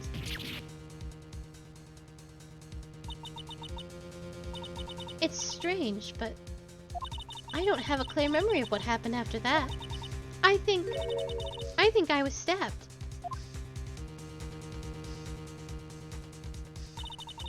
Just as Dahlia Hawthorne was about to attack Maya, she was stabbed and killed by someone. Yes, that's right. The person that was ultimately killed was the spirit medium that channeled Dahlia. At least 1A. No, Misty Faye. But who killed her? We still don't know who did it. This isn't over?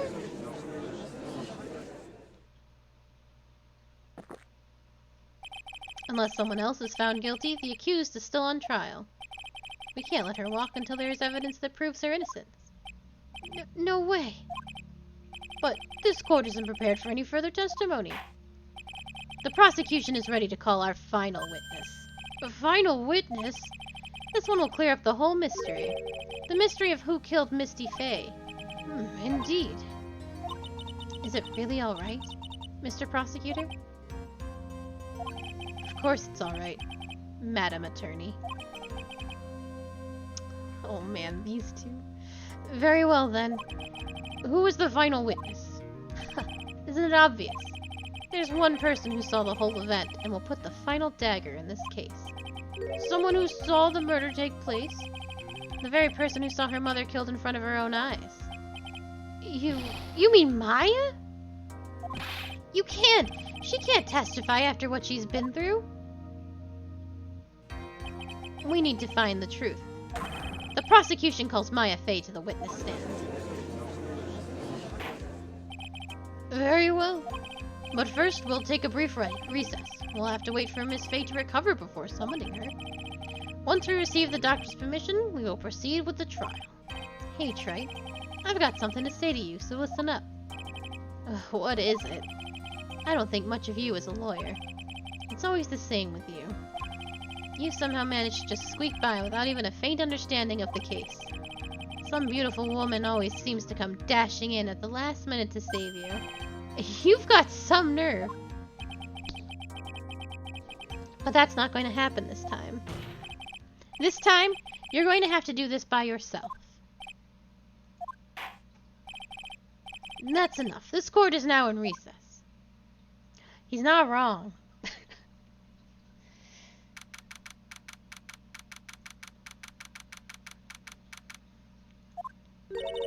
I'm truly sorry about everything.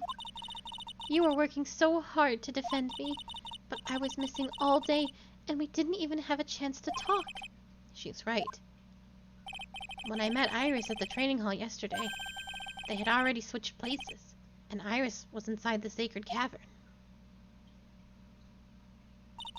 I wanted to at least be in the defendant's box today to root you on. Well, it wasn't your fault. You were locked up this whole time. There's something more important than that, though. I have to ask you. Why did you help your sister out as much as you did? Huh? If you had tried to get help at the sacred cavern yesterday, you would have spent an entire day locked up in there. My sister... I felt sorry for her. She was abandoned by our mother and never got any love from our father either. Yes, but it was the same for you too, wasn't it? Yes, but at least I had Sister Bikini, who was like a mother to me. If only Dahlia had come with me to Hazakura Temple. I always loved her. Dahlia was always so smart and so strong, and she never complained about a thing. That's why I promised her that I would help her. Are you talking about the fake kidnapping case 11 years ago? Yes. I wanted to be useful to her in some way.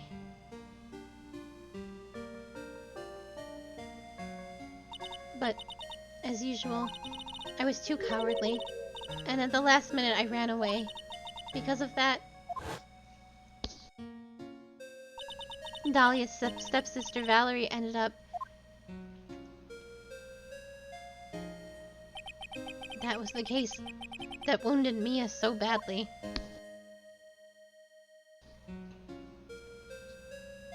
But things didn't end there, of course. Some people suspected that my sister was involved in the murder. Some people? You must mean... Yes, 2 defense attorneys. Thank you. Mia Fey and Diego Armando. After poisoning Mr. Armando, who was getting too close to learning the truth, Dahlia even tried to kill the person who had unknowingly hid the poison for her. You. That's right. Iris. There's one more thing that I have to ask you. Yes, what is it? On the night of the murder, the person that cleaned up the corpse of the victim, Elise Douanet, was it really you? Yes, it was me. That night, after I rang the lights out bell, I went back to my room. At around 10:30, I received a call on my cell phone. There's a problem. Come to the inner temple right away. I got on the snowmobile and headed for the inner temple, but the path to the inner temple was cut off, right? Exactly. We can't just leave the body here. So you've got to do this exactly as I say. Got it?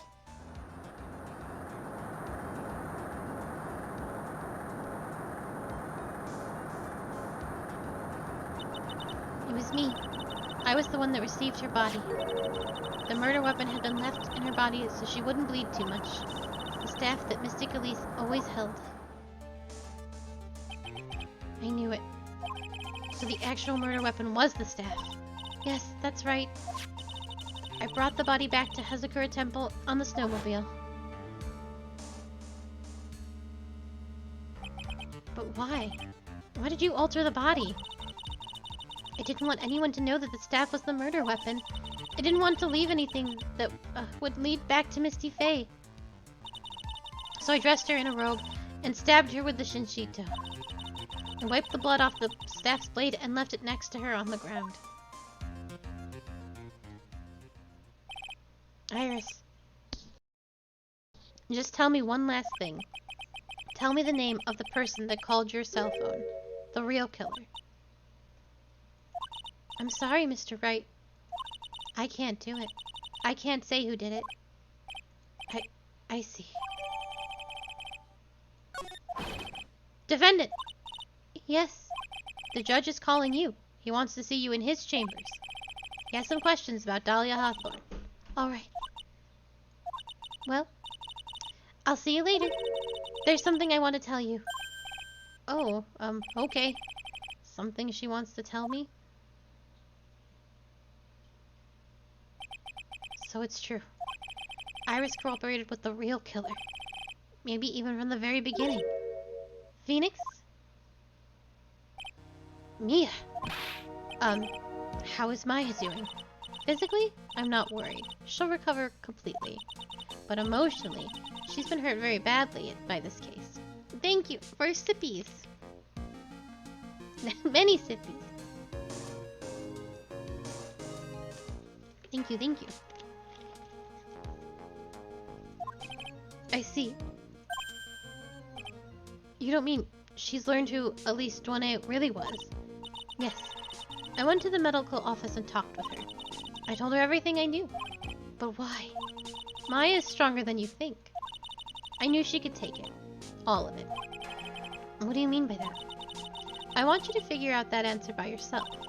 The trial is about to restart. The real killer? Do you know who it is yet? Iris wouldn't tell me who called her, but still. I think that just maybe I know who it was.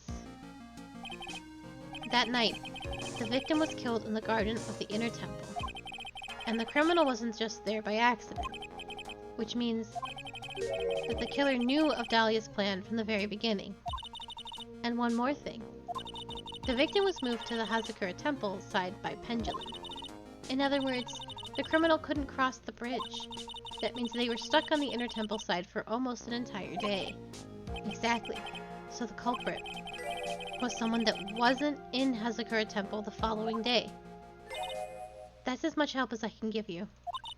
The rest of the battle is yours to win. Or lose. Okay, I've got it. Thank you, Mia. Finally, it's almost time to bring this case to an end. What exactly did Maya see anyway? And who was it that actually killed Misty Faye? Whoever it was, I have to prove it. Me. All by myself.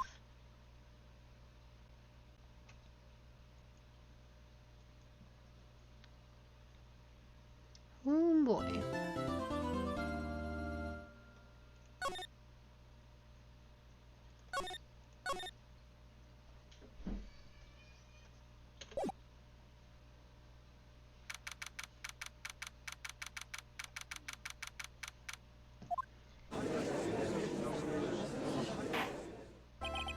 Now then, before we proceed any further, I'm going to announce the results of the tests we had performed earlier. Tests? Yes, tests on the bloody dagger that was found stuck in the pine tree. Oh yeah, that. I totally forgot about it. That's the weapon that Maya Faye used when she fought with the victim. So what are the results? Was it the victim's blood, or... Due to time constraints, a full test wasn't possible. However, there's one thing we can say with certainty. The blood that was on this dagger was not the victim's blood. And that is all. Now then, let's restart this trial. So it wasn't Misty's blood on the dagger. Then whose was it?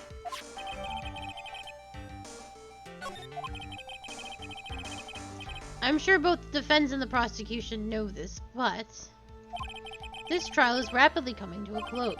Both sides will need to show some firm evidence with their claims. I understand, Your Honor. From what I've heard, the witness is dangerously weak, physically speaking. So let's finish this quickly. In 45 minutes, if we would, boys. Agreed. Very well. Please bring in the last witness.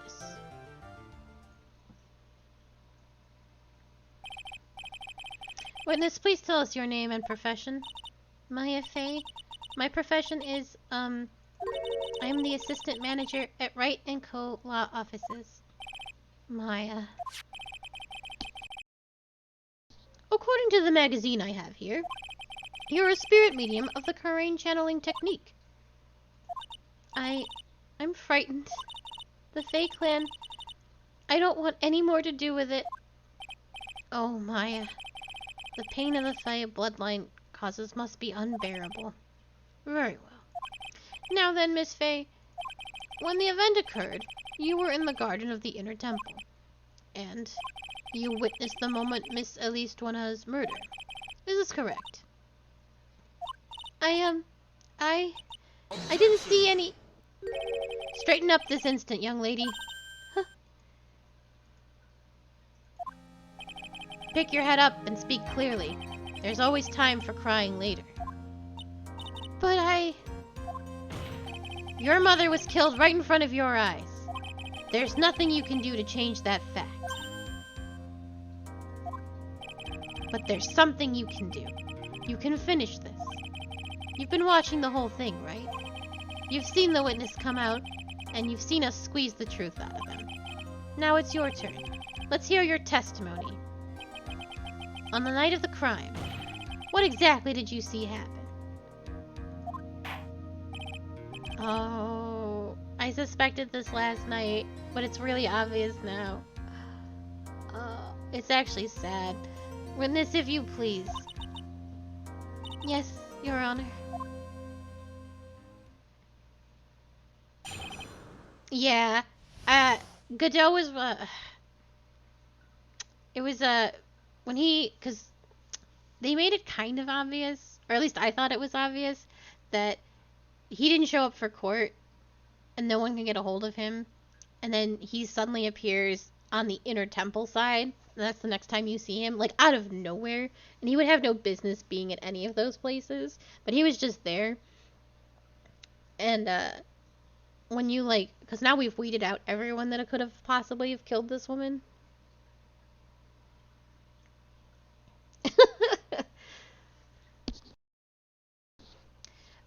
But, as he's telling, she's like, no, I don't know anything, because she knows who did it. She saw him do it. And so she's immediately going to go, no, I didn't see anything. But he's telling her to straighten up and testify to what she saw. And I'm like, oh no, it's really sad. No, having an idea, and I suspect it's him, just makes this whole situation very sad. I was passing through the garden on the way to a spare prep room when it happened. Suddenly, someone struck me over the head. I stumbled and ended up against the stone lantern. I think I screamed, "Help me." Then something warm splashed over me. That's when I lost consciousness. So you were struck on the head. I suppose it must have been this staff. Maya, the person who hit you. It was Dahlia Hawthorne, wasn't it? I'm sorry, Nick. I couldn't see. I don't know who it was. Maya, think hard. Sorry, Nick, but I really couldn't. Huh. Can't say it was an especially good night for young ladies to be walking around alone. It seems that it will be hard to determine the criminal through testimony alone. Very well then, Mr. Wright. Please begin your cross-examination. Maya, hang in there.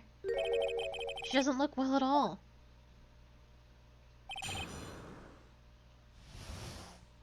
I don't think I have to be careful though, right?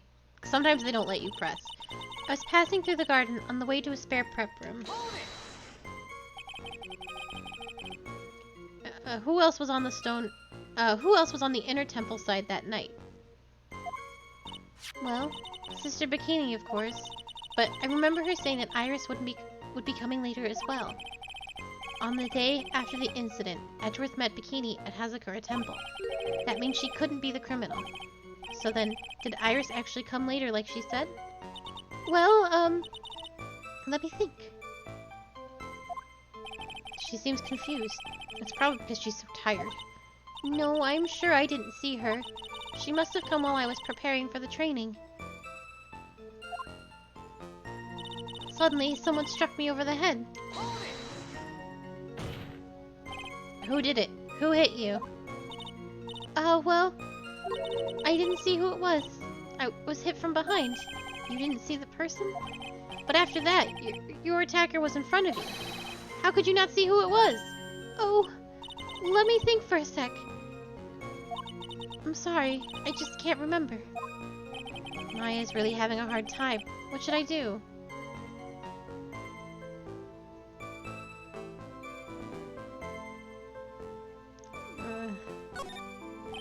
Considering the conditions at the crime scene, it's not surprising she didn't see her attacker.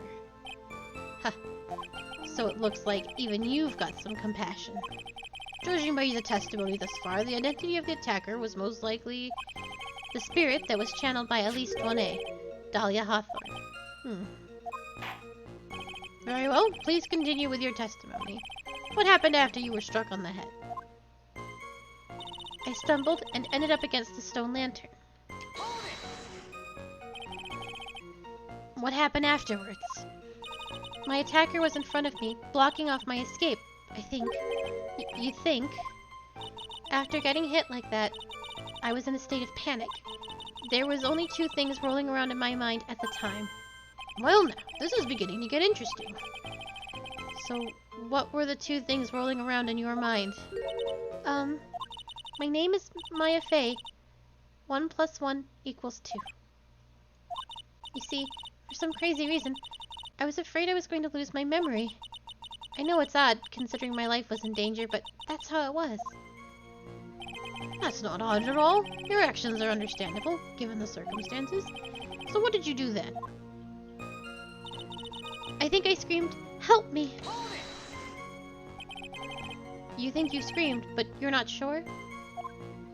Listen, I was a complete wreck. It was dark and I couldn't see my attacker. Was it a man, a woman, an adult, a child? I had no idea. I was scared out of my wits. Believe me, my dear, I'm certain I would have soiled my robes. I thought this person might attack me, so I... Anyway, I'm pretty sure I screamed. I thought that it was my last hope. Wow, it sounds like poor little Maya really was out of her mind. But I wonder what she meant by last hope. What do I do? Do I press her for more details? Wait a minute, Maya. What's this my last hope stuff? What? What do you mean your last hope? No. That's what you said. You said my last hope. Huh? What? I said what? Look, you were facing an attacker that you couldn't see, and you screamed, right? You screamed, "Help me." Yeah. But you testified that you screamed that because you thought it was your last hope. Oh, well, you know, that's like, what do you call it when that happens? Maya's not doing so well up there. Oh yeah, oh, that's right. I remember now. I was facing my attacker, but that's not who I was screaming at. What did you just say? Yeah, that's right. It was the person behind my attacker that I was yelling at. That's who I was screaming to for help. Ah! What is it now? I messed up. I didn't mean to let that slip out. Huh? Witness, are you absolutely sure of what you're saying? Behind the attacker, there was another person? I meant to keep that part a secret. What have I done?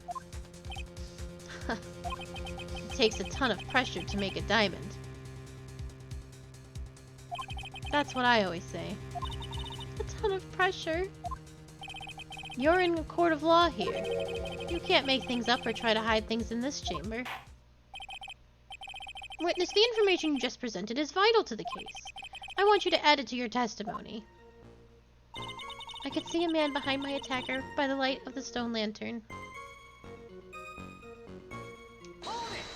Oh, the lantern wasn't on. A man? Who was this man?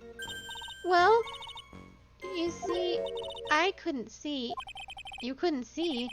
She's used this excuse twice now. Well, you know, lantern light isn't very bright. Lantern light, did you say? There's a great big stone lantern in the garden. They always light it when an acolyte is there for training.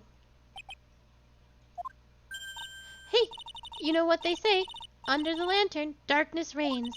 So I could see the person that was further away, but not my attacker, who was closer. Plus, there weren't any other light sources in the garden at the time.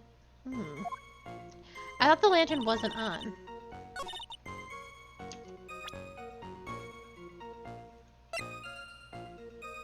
Was not lit the night of the crime. So there was a man standing behind your attacker. Yeah. That man, he's the killer. He stabbed her from behind. He's the one who killed Elise 1A, otherwise known as Misty Faye, your mother. The killer? Maya, you know who killed your mother, don't you? What is the meaning of this, Mr. Wright? To be frank, Your Honor, I think she is in shock and quite confused. That's why she hasn't noticed the huge problem with her testimony. Huh? What do you mean? What problem? Maya, on the night of the crime, that stone lantern was out of commission. Huh? What? It's true. There was no light anywhere in the garden that night. No. Order! Order in the court! Mr. Godot, explain this. Add the pureness of milk to the perfect clear darkness of coffee. Stir. That is the state of the witness's mind right now. A cup of café au lait. Café au lait? It's not even legal. Mr. Tright's words are the milk, and you are the spoon, Your Honor. I'm a spoon? I'm no spooning bard, I'll have you know. You must have noticed it too, Trite. This witness's mental state is highly unstable right now. It's not hard to understand why she would make a little mistake like that. Sorry, but that's not going to cut it. What did you say? If there truly was no light in the garden, then there's a fatal contradiction in the witness's last bit of testimony. Nick... May I? Recall the witness's statement about her attacker. She said that she didn't know if it was a man or a woman or an adult or a child. And yet, the witness could describe a person that was standing behind her attacker. And she quite clearly described him as a man. In other words, that would have to mean that Maya actually saw our mystery person, despite it being so dark that she couldn't see the face of her own attacker. No!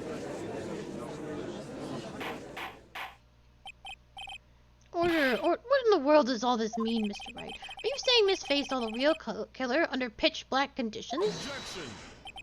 Trite, do you have any idea what you're proposing? How could she have seen in the dark? There were no light sources at the scene. There are some things that can only be seen in the dark, Mr. Godot. Maya, you did see who the killer was in the dark. And now, you're trying to cover for him. Cover? For the man that killed her mother? There's only one conclusion I can draw from this. You know who this man is. Please, Nick. I don't know anything. Please, I'm begging you. You talk a good game, Trite, but let's see if you can walk the walk. It was pitch black, so what could the witness see? I'm calling your bluff. No, Nick, don't. Please stop. Maya is dead set on protecting this guy, the man who murdered Maya's long-lost mother. But I can't let him get away with it. I'm a lawyer, an officer of the court, and I'm here to find the truth. Alright, Mr. Wright, time to show us what you've got. Who was this person that you say Miss Faye saw in the darkness? There really aren't any other dudes though, right? Couldn't be Gumshoe. Couldn't be Larry. And it couldn't be Edgeworth.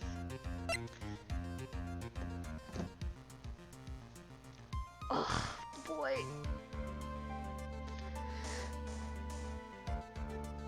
I'm sorry, Godot. Because it was pitch black, Miss Fey was able to recognize this killer easily. I'm sure the court would like to see for itself how this is possible, yes? What? But how do you propose to show us something like that? It's easy. We just need to recreate the conditions of that night. Conditions? Your Honor, the defense officially requests that all the lights in this courtroom be turned off.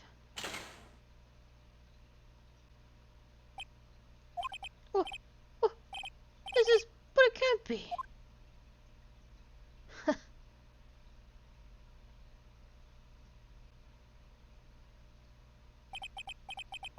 That was a nice bit of deduction. Trite.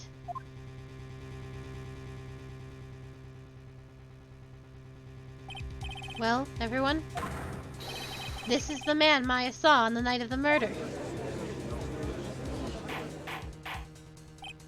Order, order, order. Prosecutor Godot, what is the meaning of this?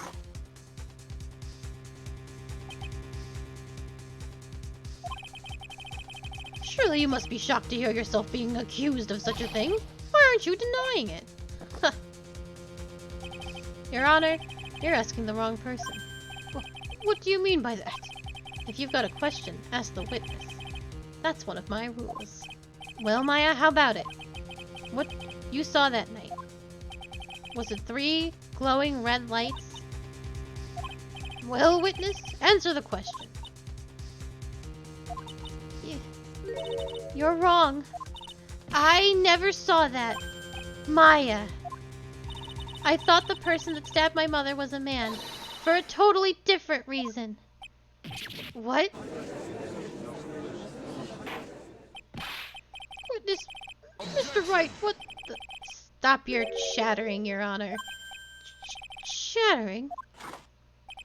If it's worth asking, ask the witness. That's one of my rules. Alright. Well then, let's continue with the testimony. Please tell us how you knew the killer was a man. Yes, Your Honor. I didn't realize it until after I woke up, but...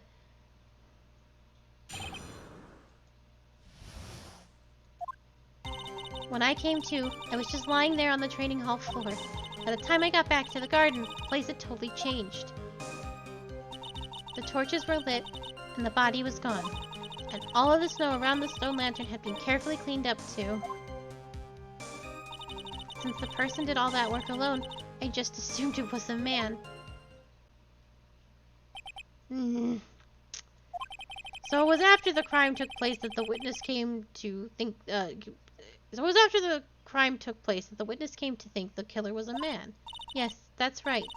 I'm sorry, Your Honor,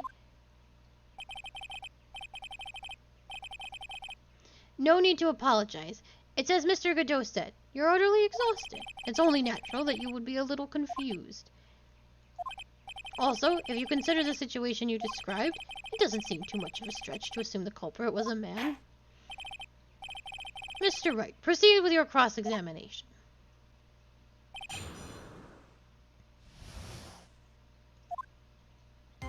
When I came to, I was just lying on the training hall floor.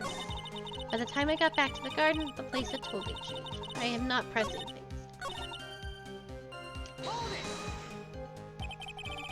So you lost consciousness when you were in the garden, is that right? Yes, I think it happened when the victim was stabbed. So then the person that carried you into the inner temple, it could only have been the killer. That's what I think, too. So the killer carried Maya into the inner temple. By the time I got back to the garden, the place had totally changed. Naturally, the killer must have done it, right? Yes, I think so. But why would the killer tamper with the crime scene like that? There must have been something that the killer desperately wanted to hide.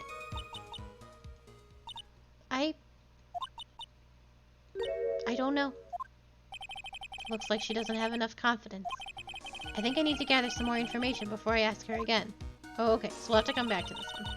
The torches were lit, and the body was gone. The torches were lit. Yes, that's how I noticed that the whole scene had changed. I'm going to say it was the killer who lit the torches. I mean, who else could it be?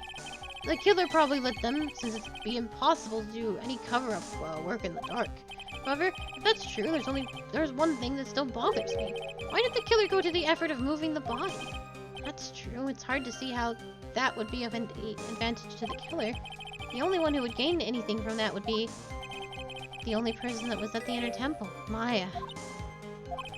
Very well, let me hear some more about the condition of the crime scene. And all of the snow around the stone lantern had been carefully cleaned up too.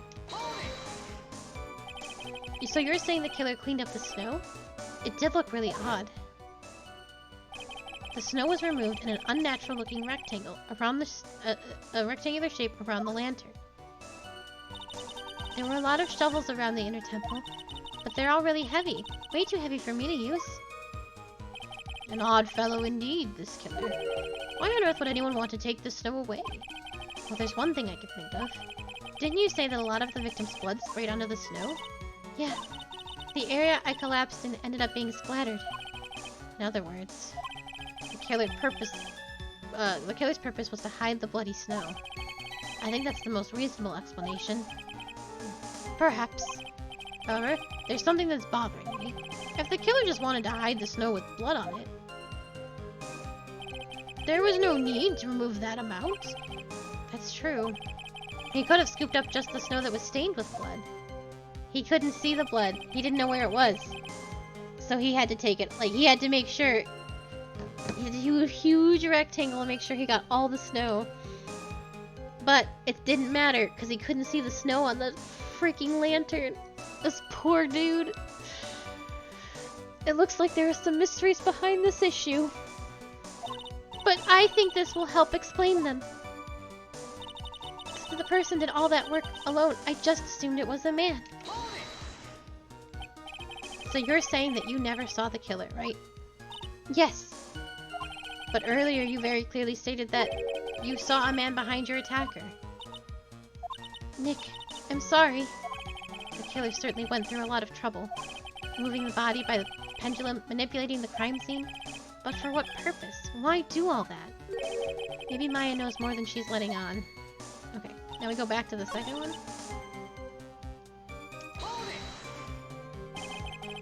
Naturally, the killer must have done it, right? Yes, I think so. But why would the killer tamper with the crime scene like that? There must have been something that the killer desperately wanted to hide. The truth is, when I saw the crime scene, I felt something. You did? Yes. I felt like the killer was hiding the evidence for me. For my sake. What? Hiding it for you?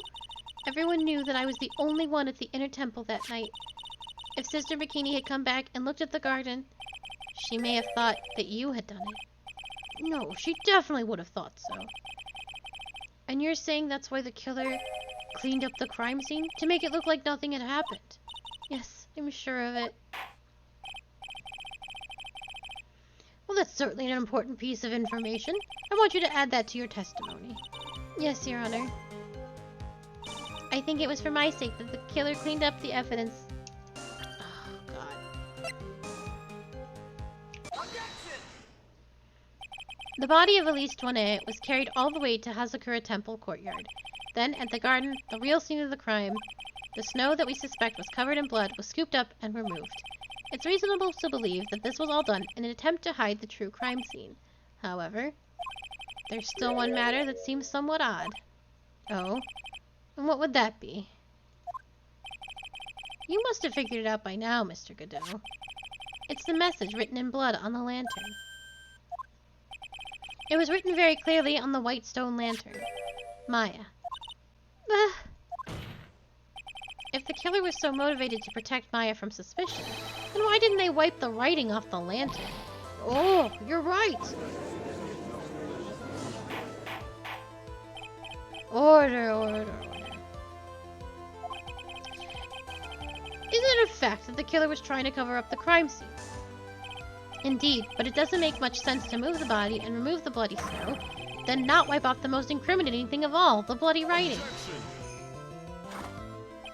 But if that's the case, do you have an explanation for the killer's mysterious behavior?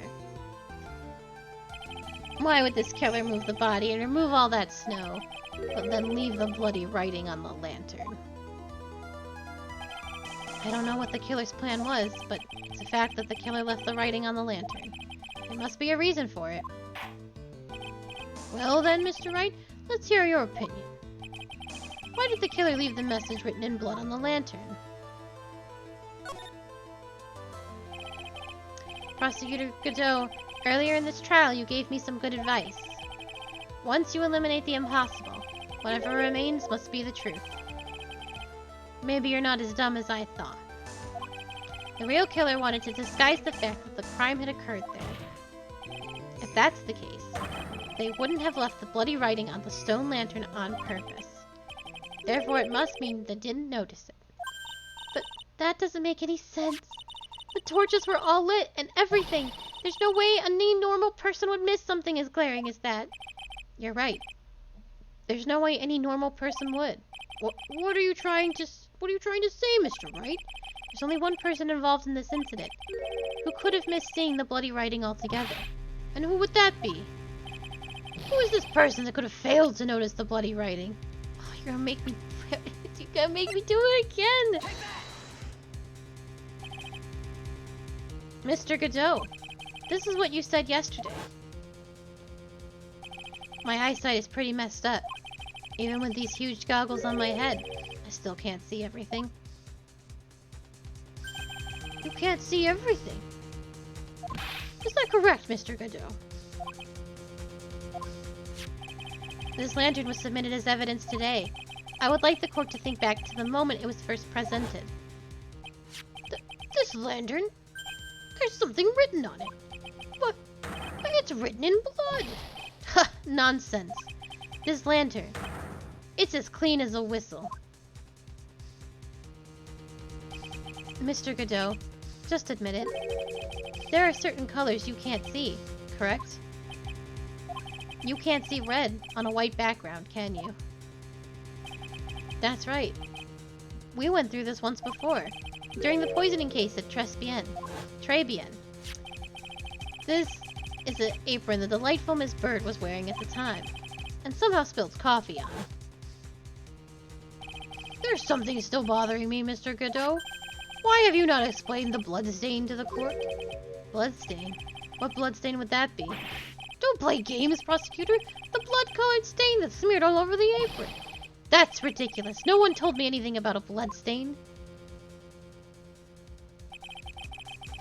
You could see the coffee on the white apron, but you couldn't see the ketchup because it was red. It's strange.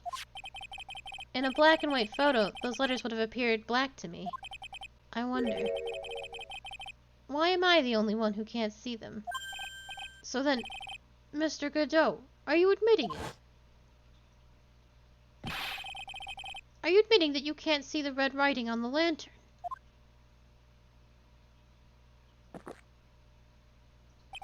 Hey, Gramps.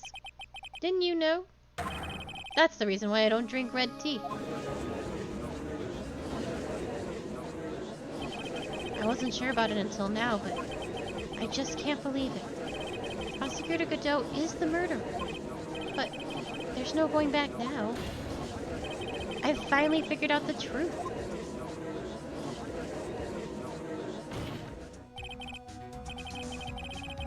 Mr. Godot, the defense at this time formally accuses you. You are the murderer of Miss Elise Douanet, also known as Miss Misty Fay. It's hard to believe that this may be true. However, once again, Mr. Wright has brought up a disquieting fact about you. Just make sure you don't fill out the indictment in red ink, Gramps. Come on. How does a little graffiti make me into the killer? Besides, it's not like it's my name that's written there. I'm certain that the killer wasn't able to see the color red. That is rich. Do go on, Trite. The answer is right here, at the crime scene. In the snow. The snow? How so? Well, for example, why did the killer move all that snow? Your Honor, you said it yourself. If he wanted to hide the bloody snow, why not just take out that area? Yes, why didn't he take just that area? Oh, could it be? Yes, the killer couldn't see the red blood that had seeped into the snow, and so he had to remove all the snow. He couldn't be sure of where the blood had landed, so he removed the whole area. Objection! Isn't it more likely that the killer couldn't see the blood because it was dark? Not a chance. The torches were all lit. He would have been able to see just fine. It seems that once again this trial has taken an unexpected turn, to say the least. Can you explain this, Mr. Godot?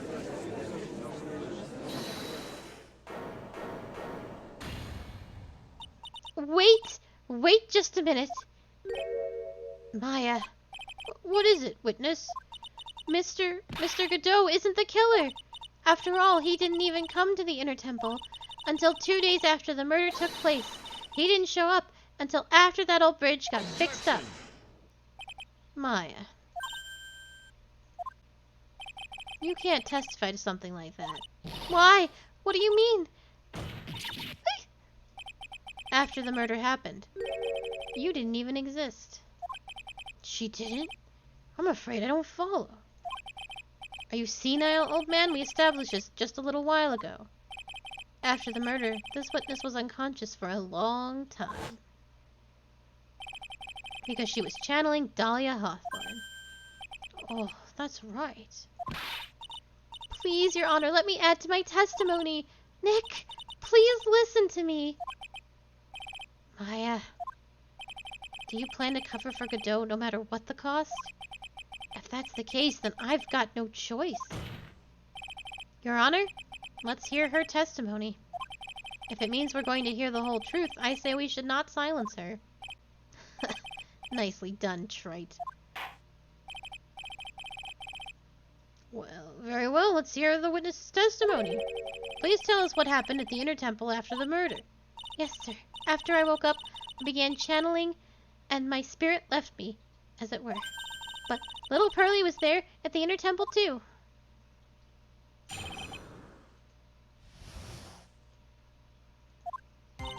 Pearlie was also stuck on the Inner Temple side that night.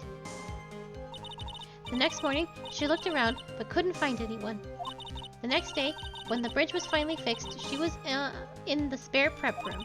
That's when Mr. Godot arrived at the Inner Temple for the first time. He found Pearlie first, and cheered her right up. Who is this Pearlie? That's my little cousin, Pearlfay. So when did you hear about this? Oh, just a while ago, when I was in the medical office. I'm terribly sorry, but what you heard from someone else is simply not admissible as testimony. What? Come on! Pearlie would never tell a lie. She was a way more honest person than I'll ever be. Real smart, Maya. You always know the best things to say when you're under oath.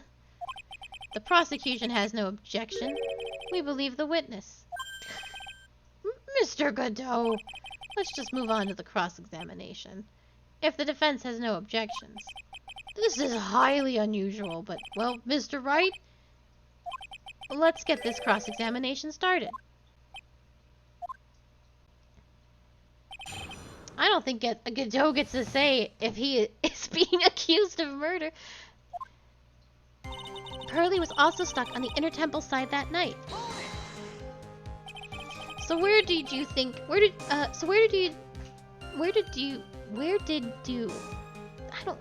where do you think Pearl slept that night? In the spare prep room next to the training hall, I guess. There's a rule that you can't enter the training hall during an acolyte's training. But even so, why did she go to the Inner Temple in the first place? It seems that Pearls became very worried about Maya. She knew that the spiritual training I was about to undergo was very intense. Pearls was supposed to channel Dahlia Hawthorne, but she couldn't do it. That's why she headed into the Inner Temple. However, Dahlia Hawthorne was already there, possessing the body of Elise Douanet. The next morning, she looked around but couldn't find anyone.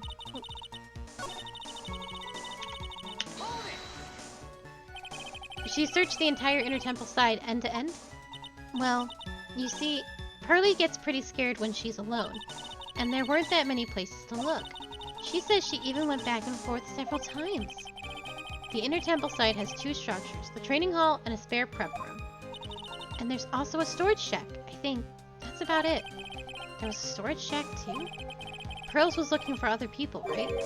Would she have really examined a storage shack all that carefully? Well, if it was me, that would be the first place I would investigate. So that means it's possible that someone may have been hiding in the storage shack. The next day, when the bridge was finally fixed, she was in the spare prep room. Pearls didn't hear the sound of them working on the bridge? What do you mean? I was just wondering why she would stay in the prep room. If it was me, I'd at least go out and wait at the foot of the bridge. Oh, well, Pearly said she was sleeping at the time. She said she was so scared during that night that she couldn't sleep well and woke up a bunch of times. Poor little girl, all alone like that. Well, we know that she had at least one friend in the sacred cavern, Dahlia Hawthorne, who was busy battling with the trick lock. She couldn't let anyone see her, so she wouldn't have shown herself to Pearls. What happened after the bridge was finally fixed? That's when Mr. Godot arrived at the inner temple for the first time. So, it was your first time on the inner temple side, Mr. Godot? Well, that's funny. Am I imagining things, or did the defense ask me a question? Mr. Wright, please save your questions for the witness. What you heard from someone else is simply not admissible as testimony. Those are your words, Your Honor. Touché, Mr. Wright. Oh well. What did you have to say, Mr. Godot? Hot nights and even hotter coffee. That's what I always say. If it hadn't been for this case, I would have never visited there. A freezing cold temple in the mountains? I think I'll pass. So he had never visited Hazakura Temple or the Inner Temple, huh? You want to say something, Trite? In any case, I have to find a crack in Godot's armor. While I cross-examine Maya, that is. Very well. Please go on with your testimony. After fixing the bridge, the policeman came over to the inner temple side, right? Yes. Then Mr. Godot... He found Pearly first and cheered her right up. He cheered her up. That's what Pearly said. She said he was a very nice older gentleman. Thank you for looking after my cousin, Mr. Godot. And here I was thinking you were nothing more than a coffee addict. Ha! Cut it out. You're making me blush. This guy is really beginning to get on my nerves, in more ways than one. The truth is there aren't many places to look on the inner temple side. The policemen were all busy going over the garden with fine-toothed combs, so I decided to carry out an investigation in my own way. Godot style. I'm the same way. I like to hand down my verdicts in my own way. Judge style. Maybe I should ask some questions. Phoenix style. You said that you conducted an investigation of your own. Did you find anything? It looks like my investigation went about as well as yours, Trent. After all, I did miss the bloody writing on the lantern. Well, I didn't miss it, so speak for yourself, Goggles. The only odd thing I discovered was the beauty in the training hall. Beauty? Misty Faye, naturally. Clad in her stunning Japanese garb, surrounded by the hue and aroma of Western tastes. Western tastes? Could he find a stranger way to describe gravy? So from there you headed to the prep room? Wait a second. What did Godot just say now? I think I just found his proverbial weak spot. There's only one thing of any importance here. Where was Godot when the murder was taking place? He must have already been at the inner temple when it happened. Otherwise, he couldn't have killed Elise Douanet.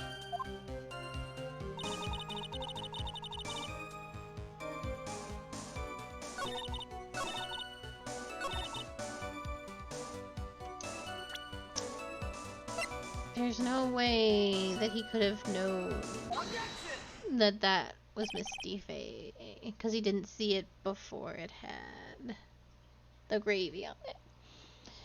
Because it's all covered in gravy, so the only way for him to know that that was what was on there was if he had seen it before the gravy had been there. Mr. Godot, the first time you crossed Dusky Bridge and went into the inner temple was long before the murder took place. Well, why would you say that? Because he just made one fatal slip-up. This hanging scroll in the training hall. Hanging scroll? But Mr. Godot is right. That scroll shows a picture of my mother. Maya, I know you know who it is, but here's something you didn't know. By the time the bridge had been repaired, 2 days after the murder, the hanging scroll in the training hall looked like this. What's that wonderfully delicious smell? The morning after the crime, someone covered it with gravy. Gravy? But why gravy, Nick? Because gravy was much more than a condiment to the culprit. Well, Mr. Godot, if you really hadn't seen the hanging scroll until after the murder, you wouldn't have any way of knowing that this was Misty Faye. But wait a minute, Nick! Yes? Take another look at the hanging scroll. Look at the top! There's a crest there! That's the mark of the master, correct? Exactly! So if you know the meaning of that mark, then you could guess it was a picture of Misty Faye on there? True, but Mr. Godot described what was underneath like this. Clad in her stunning Japanese garb, surrounded by the hue and aroma of Western tastes. Oh. Yes, it's possible that he knew what the crest meant. However, he couldn't have known that she was wearing Japanese clothing. Mr. Godot, on the day of the murder, you were hiding in the inner temple long before the crime took place.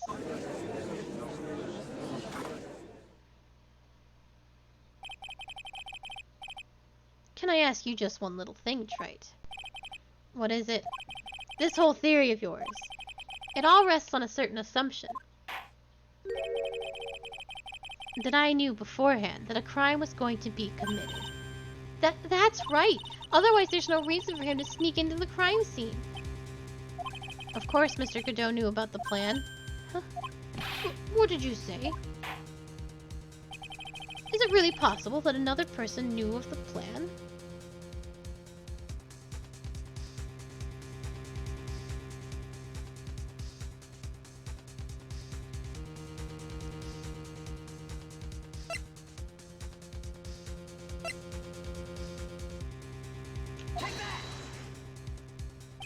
This crime was actually planned over a year ago.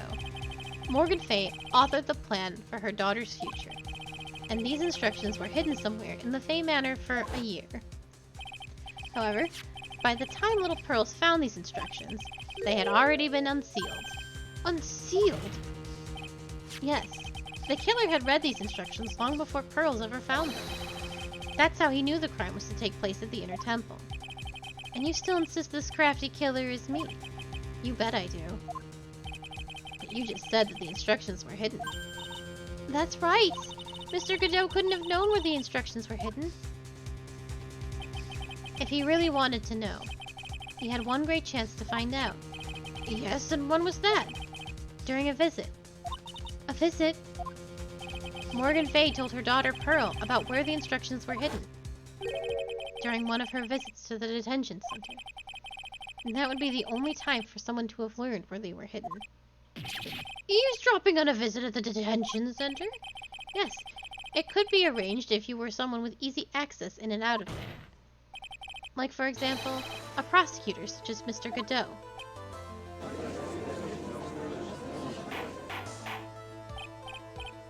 Order, order. Mr. Godot, you're under fire again! This murder could not have been carried out without prior knowledge. And you? You're the only one that could have acquired this information before the murder.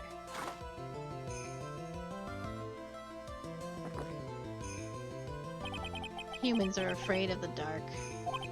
And yet, at the same time, we're fascinated and bewitched by it. Maybe that's why humans drink the dark instead of coffee. Sorry for always asking, but what does that mean? It means there's enough reason for everything. According to your theory, the killer in this case was eavesdropping on a conversation during a jail visit where he learned of a hidden plan for a crime. After discovering the plans, he hid in the inner temple and waited for the crime to occur. Then he ultimately took a person's life. And he did all of that just to protect this witness? That's right. If you're accusing me of this crime, I have to ask you, why would I do this? This girl is nothing but a stranger to me. I've got no reason to go through that kind of trouble to protect her. I'm what you see. I am certainly not the type to rescue the damsel in distress. The killer's behavior is certainly extreme, for a lack of a better word. Even considering that the killer wanted to protect this witness's life, his behavior is still a little too unnatural. However, you had a good reason, didn't you, Mr. Godot? An unshakable reason that forced you to protect this witness at all costs. I knew it. You figured it out, haven't you, Nick? Maya. I guess you were doing your best to cover for Godot. For the same reason, huh?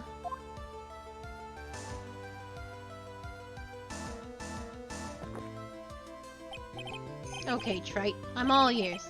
Let's hear it. It's very simple. Maya Fey is a lot more than just a stranger to you. What's this? There's one person who lies at the very center of this whole story. One person that you and Maya Fey together, that tie you and Maya Fey together inextricably.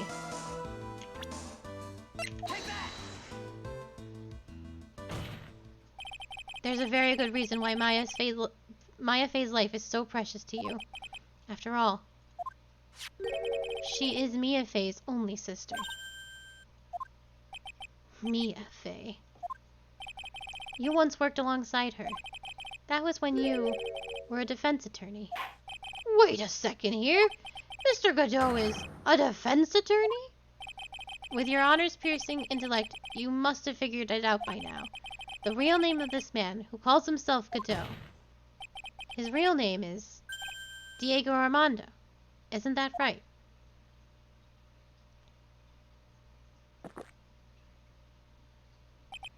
The last time someone called me by that name was over 6 years ago. Diego Armando. That name rings a bell. It should, Your Honor. All of this is related to a single case. A case in which a convict named Terry Fallis killed himself. Mia Fey's first time in court, the tragic outcome left a deep wound in her heart. She knew that behind it all was a heartless, scheming demoness in disguise. But in the end, Mia couldn't tear off that disguise. However, there was one man who reached out to help her. Diego Armando, a senior defense attorney at the office where Mia worked. It's my fault. It's my fault that Mr. Fallis killed himself. Mia. You can't cry yet.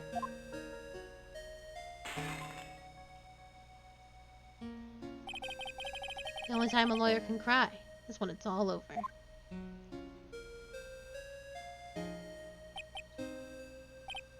I was moved by her. The way she put all her faith in her clients. That pure sweetheart of hers.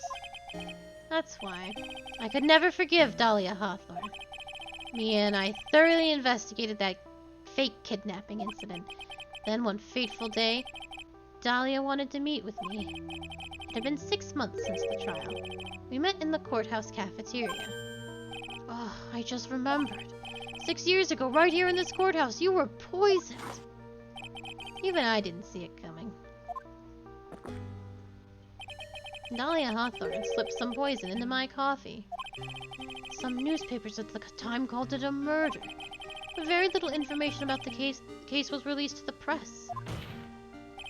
But you weren't dead at all. None of official reports.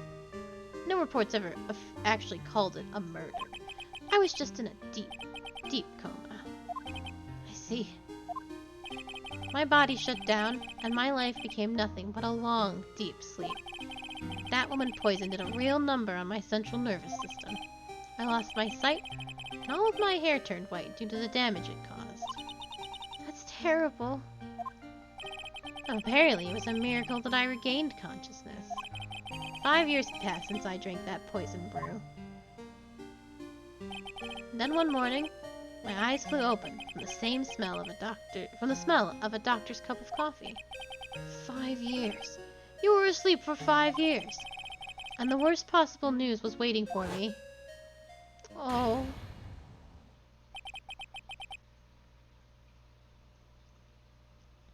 Mia Fey was dead. From the very moment I opened my eyes, I had already lost everything I thought I had. The woman I loved had been murdered, and the woman I loathed had been sentenced to death. The woman you loathed. The woman who had spiked my scalding hot coffee, Dahlia Hawthorne.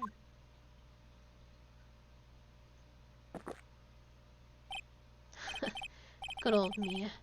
She didn't let me down. She got her revenge before she checked out. In the end, there wasn't anyone waiting for me when I woke up. That's so sad. For someone like me, for someone who had slept away their best days, there were only 2 reasons left to live. And it was for those 2 reasons that I decided to become a prosecutor. If I may ask, what were your 2 reasons to live? The first was you, Wright. Me?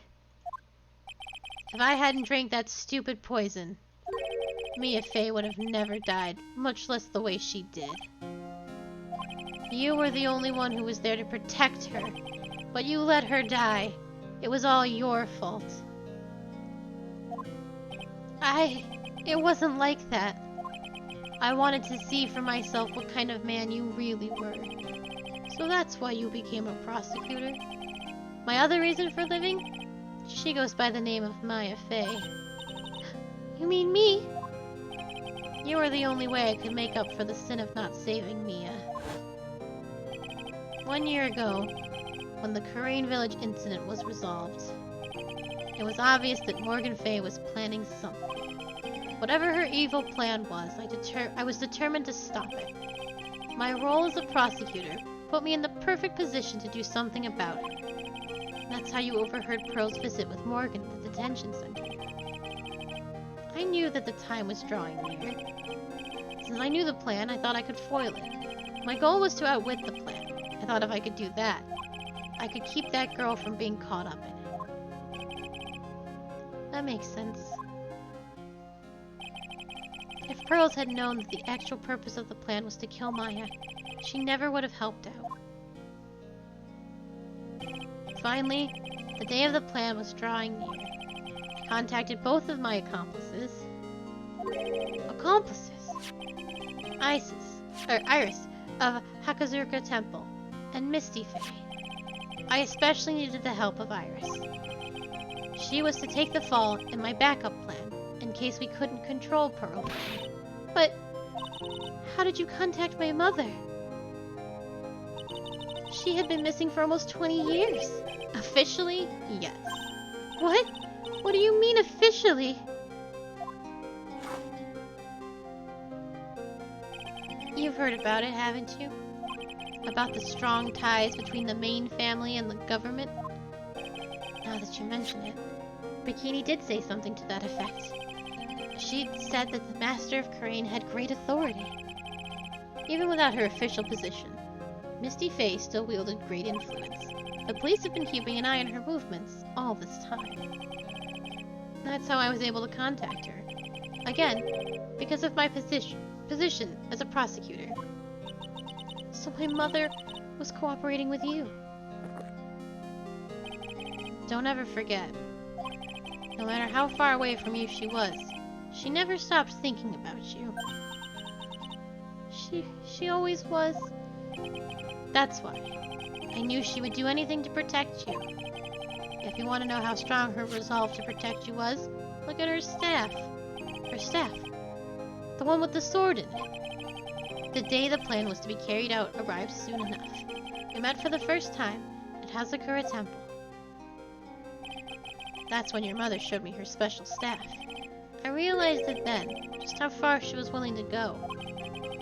She was ready to use that sword to protect you from Morgan Fay if necessary.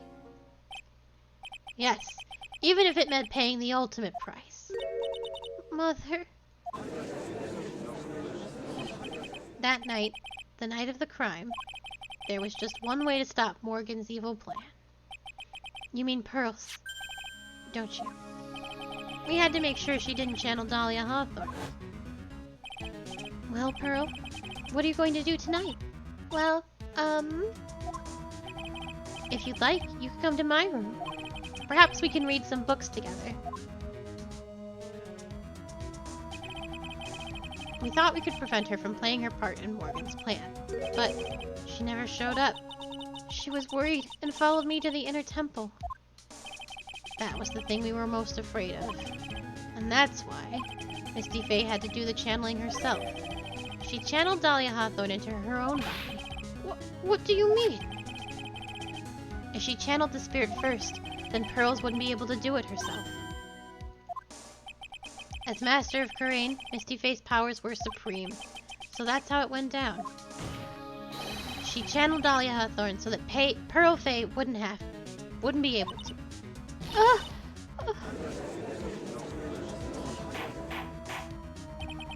Boy, is this true? My role in the plan was to make sure no one was going to hurt Maya Fay.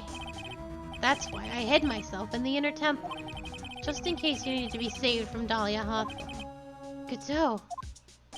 Anyway, that's all I'm going to admit to. Trite. Huh? There's no doubt about it. You're a great defense attorney. But you're going to have to do the rest yourself. Guys, I have to. The background leading up to this incident has been laid bare. There's just one question remaining, Mr. Wright. Who killed the victim? There are only two possible suspects right now. Maya Fay. And I'm sad to say you, Mr. Godot.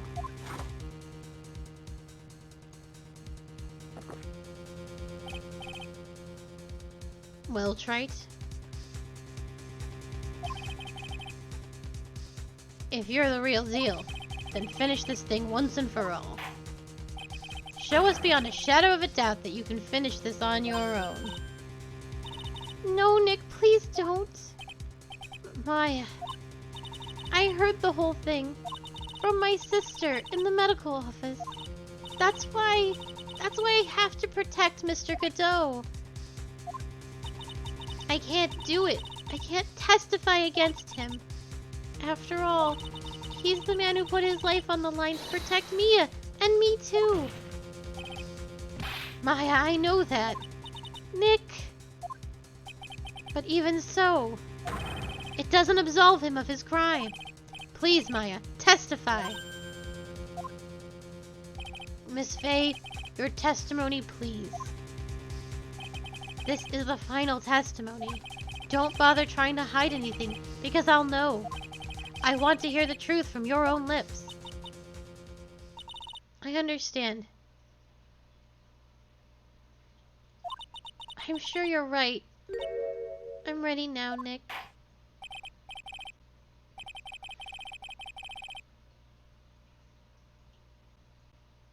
Yeah.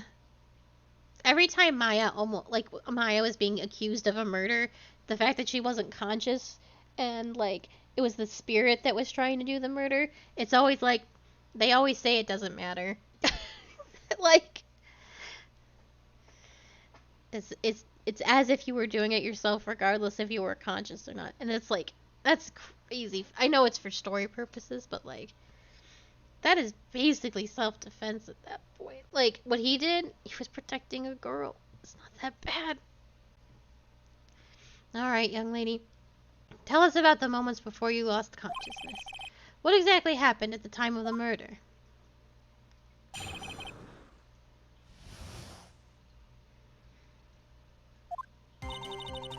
Just before it happened, I think I saw some red lights. 3 of them. I thought I'd ask for help, but just then I was splattered with blood. She wasn't dead though, and she struck back at the enemy behind her. Suddenly, The red lights went out, and the whole area was dark. Just at that moment, there was a horrible scream. Right after that, Dahlia collapsed and I lost consciousness. These red lights. Thought you said you didn't remember seeing them. I'm sorry. I thought I saw them. Then they disappeared all of a sudden. Things break, Trite. Even the best of theories. Who was it that stabbed Misty Faye? It looks like you still can't prove it. Maya is telling the truth this time, I know it. The rest is up to me. Well then, Mr. Wright, proceed with your final cross-examination of the witness. I don't have time to press all these, so I'm just going to only look at what matters. 3 of them. Splattered with blood. We've been over this. She wasn't dead though, and she struck back at the enemy behind her. Suddenly the red lights went out, and the whole area was dark. Just at that moment there was a horrible scream. Right after that, Dahlia collapsed and I lost consciousness. Oh! It's the dagger. Godot got stabbed. That's why the blood on the dagger. It said it wasn't the victim's blood, I believe is what we determined. So if it's Godot's blood, that proves he was there. Okay, yeah. Godot got the stabbies. What do you mean by just at that moment? Do you mean the moment when the red lights went out? Yes, that's right. That scream you heard then, was it Dahlia Hawthorne?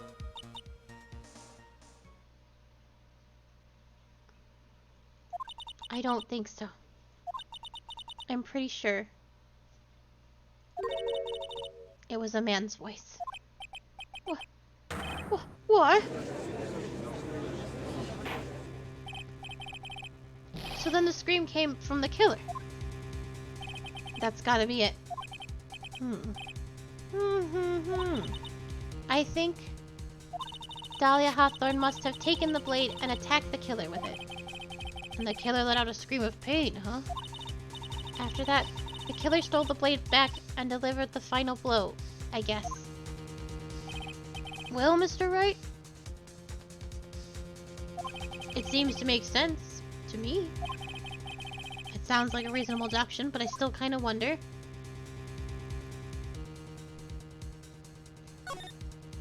I'm sorry to say this, but that interpretation would create an enormous contradiction. That makes sense, after all. My deductions are almost certainly never correct. Remember the testimony she just gave before the killer let out a scream? Maya said she had already been splattered by the victim's blood. In other words, the blade and the staff had already been plunged into the victim. Oh, is that right? She couldn't have struck back with a sword that was already stuck in her body. The weapon that caused the killer to let out a scream must have been something other than the staff.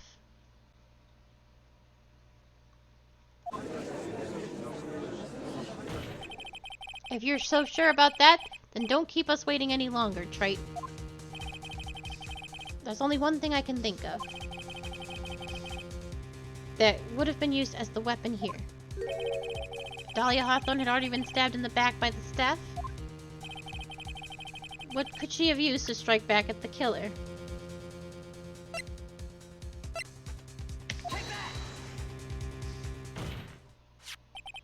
Naturally, the dagger the killer brought to the scene of the crime. Oh, that's right. I forgot about that. This dagger was found at the crime scene, stuck in a pine tree. Yes, the detective found that this morning and brought it to me. Dahlia Hawthorne struck back at the killer with this, and she managed to wound him as well. Just because he let out a scream doesn't mean that he was wounded. For all we know, the blood on the dagger could have been from the victim. Have you forgotten that the blood has already been tested? Since we learned it wasn't the victim's blood, it must be the killer's blood. The killer must have a wound somewhere on his body.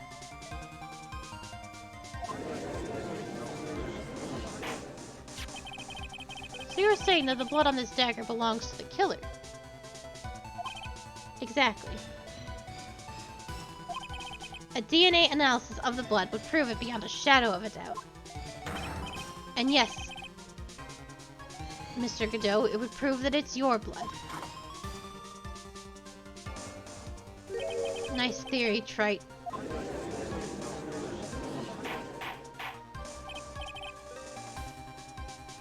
Order! Order in the court! Is this the end? Have I done it? Even he won't be able to change the results of a scientific test. Let me ask you something, Trite. Let's just say that it turned out that I was the killer. Do you really think I would be stupid enough to leave evidence like that? What? Just think for a second. This dagger was found this morning by a detective and brought to me. There was already blood on it, correct? But even so, I was the one who brought this dagger here to this courtroom. Yes? What does that prove? Well, if I really were the killer, I could have washed the blade off and then planted another person's blood on it. It can't be. In any case, there's one thing I can guarantee, Trite. That blood, it doesn't belong to me. Not a chance. What? In any event, it seems to be established that the killer was wounded. Alright then, witness, continue your testimony. Wait a minute! What's the problem? I know I probably shouldn't say this, but there's a big contradiction in Nick's explanation. Maya! This dagger, you said that it wounded the killer. That's right. But, if Mr. Godot had really been cut with the dagger, his clothes should be bloody or have a rip in them, right? Maya, maybe he just changed his clothes. That solved the contradiction pretty easily. What are you talking about? It's not that simple at all. Remember, back to the day of the murder? Everyone that was on the inner temple side got trapped there. Oh, that's right. And once this bridge was fixed and the policemen headed for the inner temple, Mr. Godot was already there waiting for them. He never had a chance to change his clothes. Ugh!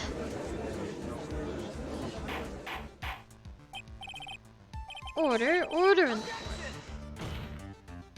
Well, maybe he brought a change of clothes with him. But no one could have predicted the lightning strike that struck down the bridge.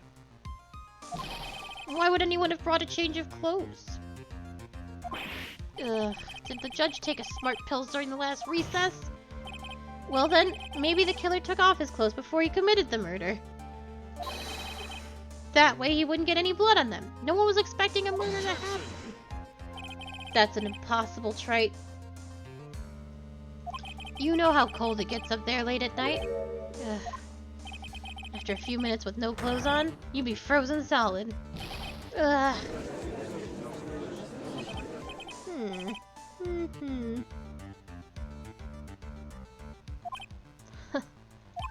So that's all you've got? I knew you weren't tough enough to finish this. Ugh. Right now, if Mia Fey were here... she would have closed the book on this case already. If Mia Fey were here... So come on, Trite, can you do it or not? How about it, Mr. Wright? You've accused Mr. Godot of being the killer. But can you prove it? Have you got even one piece of evidence? The question isn't whether I can prove it or not. The fact is I have to prove it. That's the only choice I have. I was taught that it's one of the rules of being a lawyer.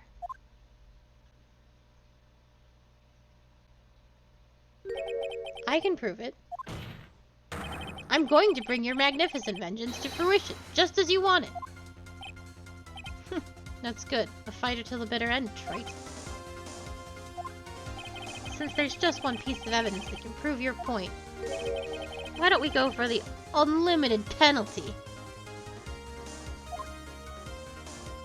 Are you trying to pressure me, Mr. Godot? Because it doesn't matter to me. I've got the one piece of evidence I need. Give me a break. You've got nothing, Trite. So what do I do at a time like this? It's simple. I've got to think outside the box and approach this from a different angle.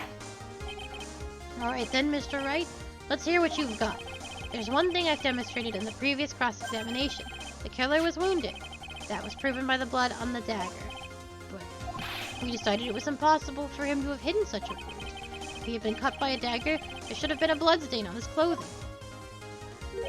There's one place the killer could have hidden his wound.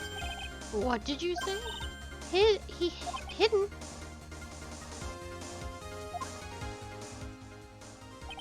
This is it. My last stand. I need to think about this from a different angle. I don't need to think about why there were no bloodstains on his clothing. I need to show how he hid the wound. It's the end of the line. The final stop, Trite. Let's hear what you've got. Where's the location where you say this killer hid the wound?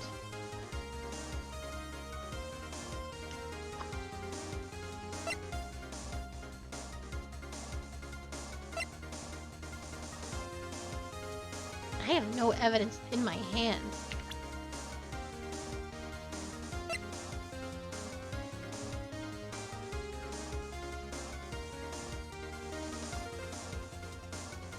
Jesus Christ.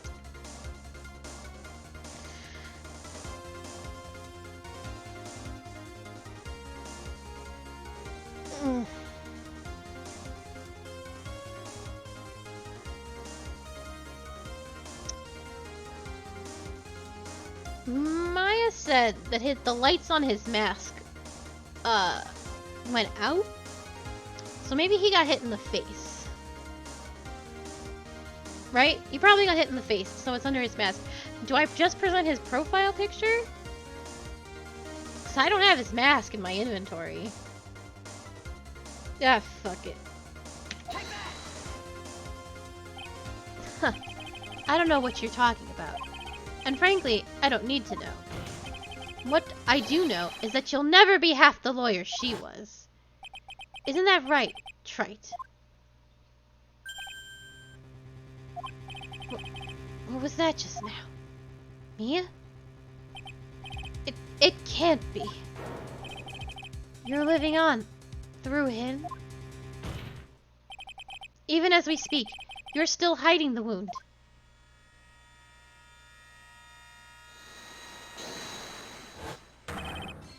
It's beneath your mask. During the fight, the red lights given off by the killer suddenly disappeared. Seconds later, the killer let out a scream.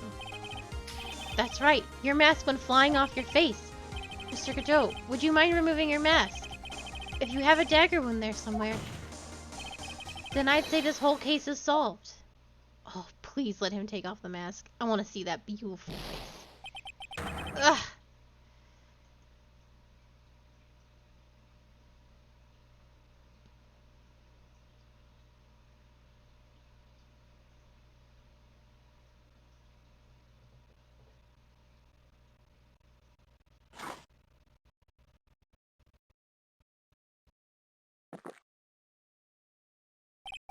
Just now, I saw her spirit in you. I never liked you. 6 years ago. You helped the woman who put me to sleep by hiding her bottle of poison. And then, while I was sleeping, you let Mia die.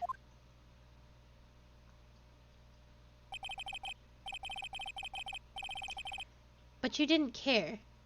You just kept living your pathetic, happy-go-lucky life. You even had the nerve to follow her footsteps as a lawyer. I did do that. I could never forgive you. That's what I thought. Mr. Godot. But I was wrong about you. I knew it from the very beginning. The truth is, the only person I could never find in my heart to forgive was me. You! Yourself! I was the one that failed to protect Mia. Me and no one else. I tried to avert my eyes from the truth, to escape from the harshness of reality. I just couldn't face Mia's death head on, so I ran. I hid behind a mask, and I threw away my true name. I couldn't even deal with being a defense attorney anymore, so I quit. But you saved Maya.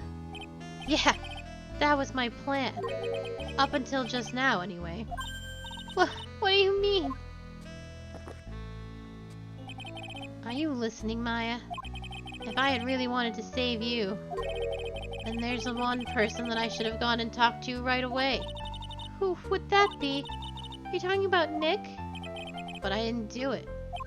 I tried to get the help of Iris and your mother, but I closed my eyes to the most important man involved. Do you know why? The real reason? No, why? I suppose I wasn't really interested in saving you at all. Huh?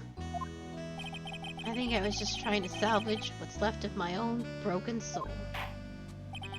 I was trying to make up for the fact that I couldn't save Mia. Nothing more. That's why I let you walk right into that situation that I knew was dangerous.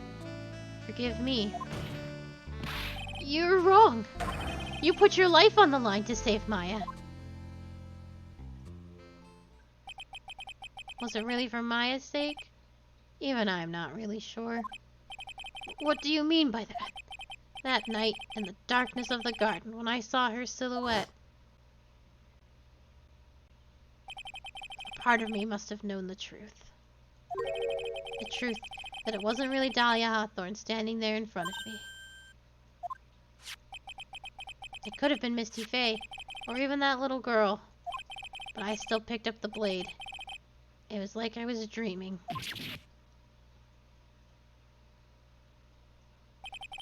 I'm not sure exactly what was going on in my mind at that point. Was I really motivated by the pure desire to protect Maya Faye? Or was it something else?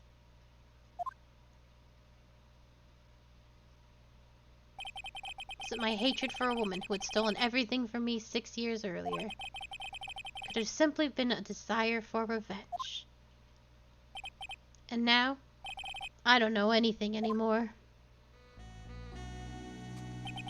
I did learn something today, however. I finally realized that I was the arrogant one. I was just chasing an illusion, a fantasy. A stupid fantasy of defeating you in the courtroom. You were the one who made me realize my folly. You never ran away from Mia's death. Instead, you picked up where she left off, as a true defender of the people. In that one moment, I understood everything. Mr. Godot.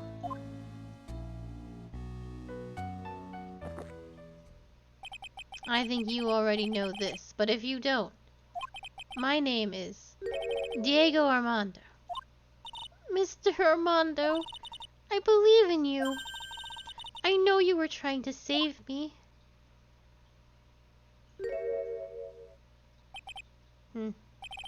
Thanks. Your wound, it's bleeding. Did you forget already? In my world, the color red doesn't exist. These must be my tears. Tears? Ever since I woke up from my coma, I think I've been waiting for this very moment. Mr. Armando, you do well to remember this, Maya. The only time a lawyer can cry is when it's all over.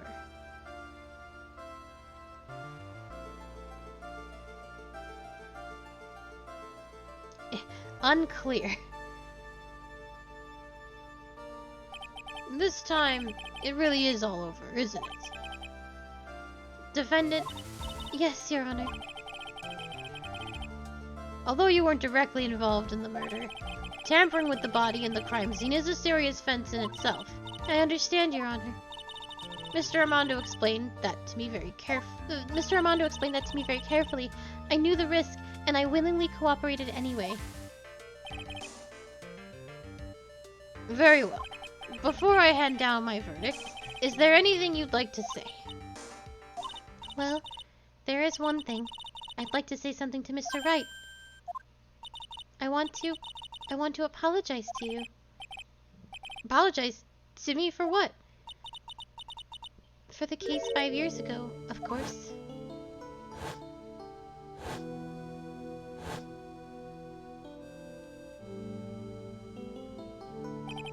I just remembered. Weren't you poisoned by your own lover? Not exactly, but yeah, something like that. Even now, 5 years later, I can hardly believe it. She was gonna do it. She was planning to kill me. Iris is very sweet, and I don't know what's about to happen.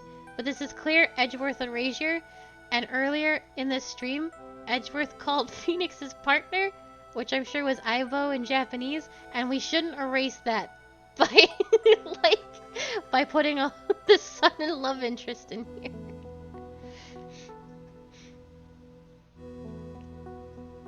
So don't do it. It's not all that surprising. The two of you hardly knew each other.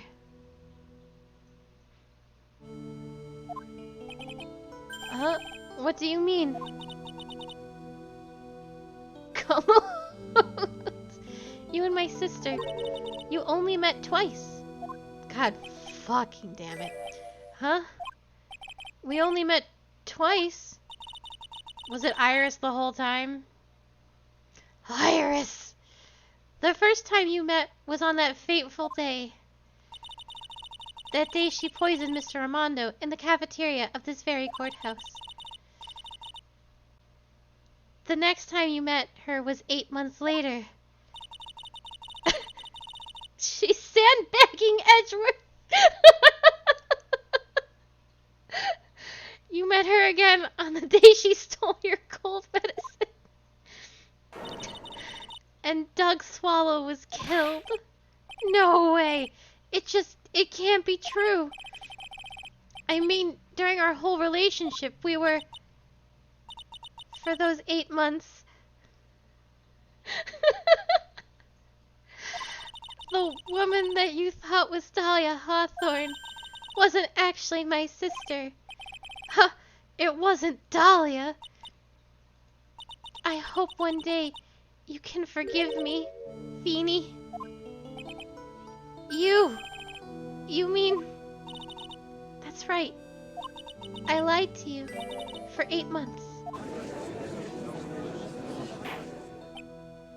But why? Why would you do such a thing? Ever since she gave you the bottle that day, my sister was trying to get it back as soon as she possibly could, because of the police investigation and their surveillance. She couldn't move about freely. So that's why my sister, from the beginning, she was prepared for the worst. Prepared for the worst. She thought that you might somehow discover the truth. That's why she was always ready to deal with you at a moment's notice. You mean she was ready to kill me, don't you? She already had so much to answer for. I didn't want any more sins on her soul. I begged her not to do it, and she agreed to give me a chance. And that's why you came to me. You came to get the bottle pendant back from me in her place.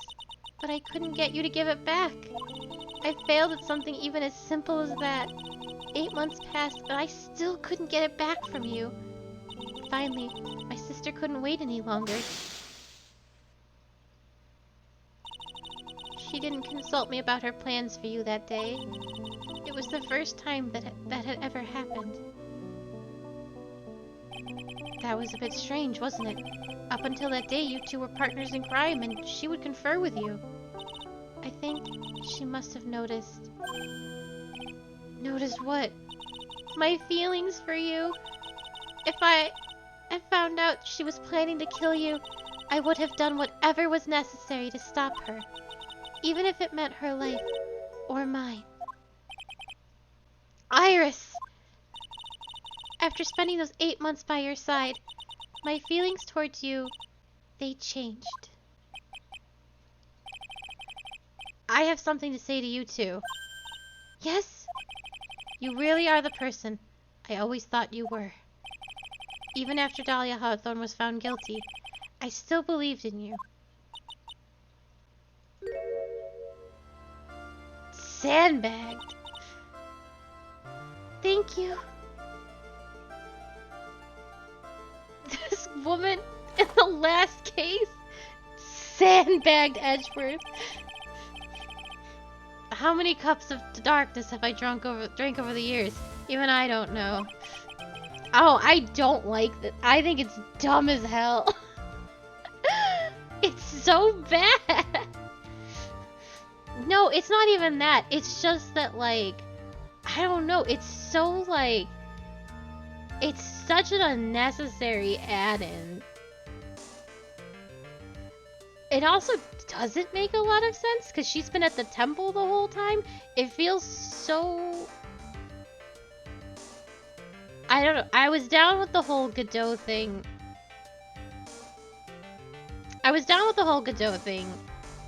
Because that felt set up better.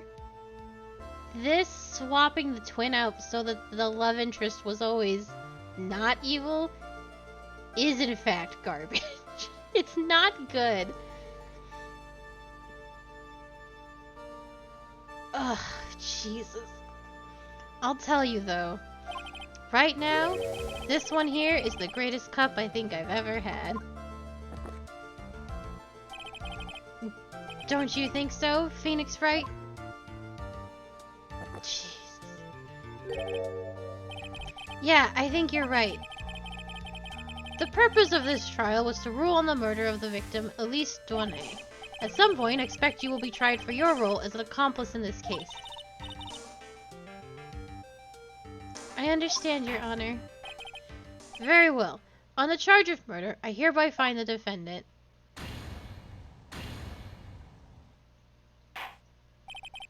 Court is now adjourned.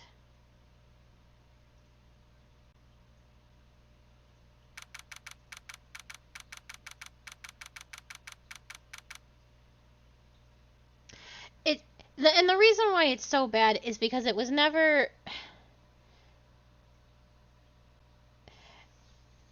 If you want to say that it was hinted at because Phoenix believed in her the whole time, Phoenix believes in everyone all the time. That's not like anything new to his character. So yes, he wanted to believe that the girl that he was in love with wasn't evil.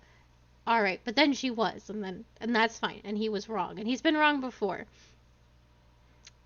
But they have constantly said that Dahlia has stayed at the temple and she doesn't leave the temple and that her sister doesn't really have anything to do with her. This wasn't something that was set up, but more tacked on. Oh, by the way, you were right to believe in her all along because they switched places for reasons that are incredibly unclear because they went to college together and Iris said she never went to college. Like there was no lead up to this reveal.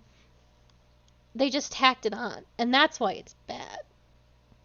The Godot thing, while also kind of weird, was still at least set up fairly decently, and I have all those pieces from the very first trial to this current trial. I'm joking about Edgeworth being sandbagged, but this was unnecessarily tacked on. So I guess it's all over? The way everything ended? Was justice really served? The man who risked his life to save Maya is being sent to prison by my own hand. Of course, justice was served. Mia! Mia, I need to end this game. I'm proud of you, Phoenix.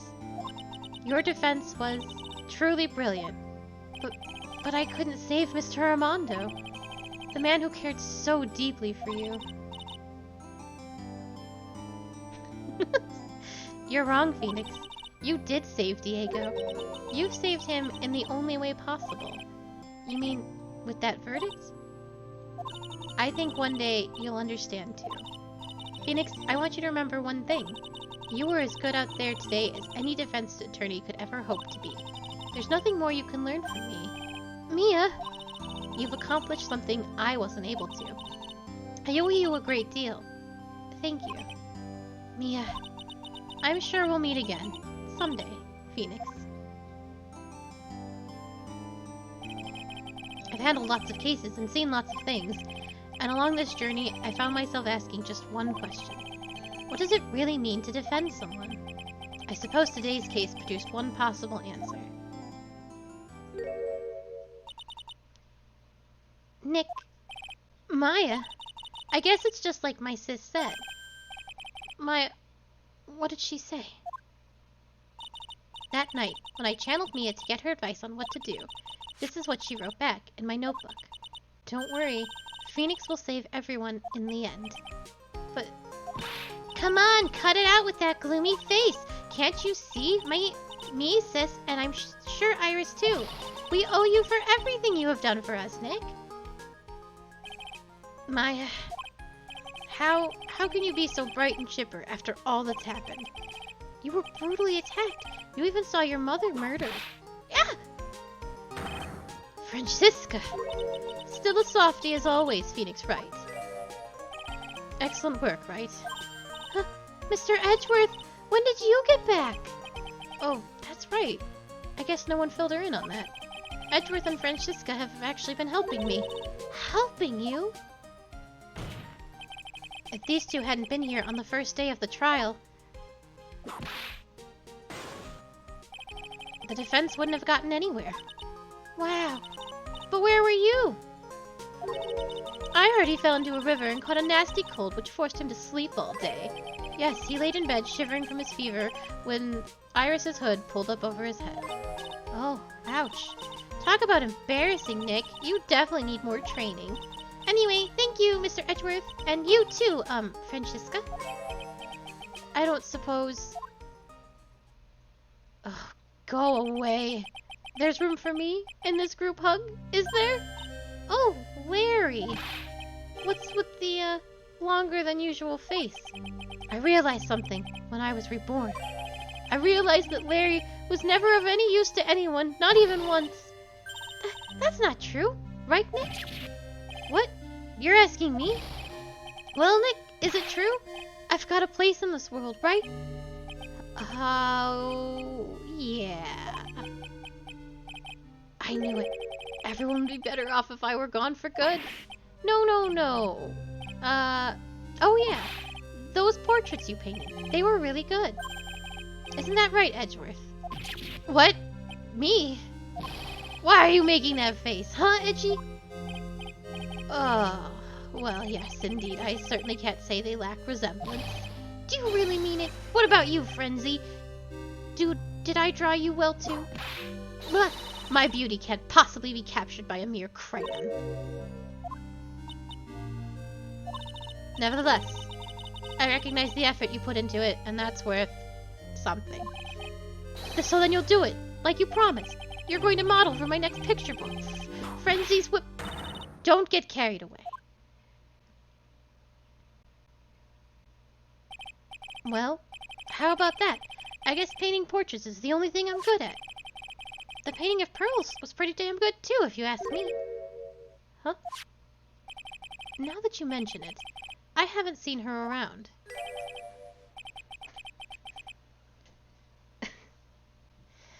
Pearls? Where could she have gone? Normally she would have made a beeline for Maya. Oh, I'll go look for her. Be right back. Hey, Pearly! Right. You seem to be uncharacteristically puzzled. I suspect you are wondering how Maya can be so cheerful despite all that has happened. Yeah. To be honest, I can't understand it either. Francisca. That's right. She lost her father fairly recently as well.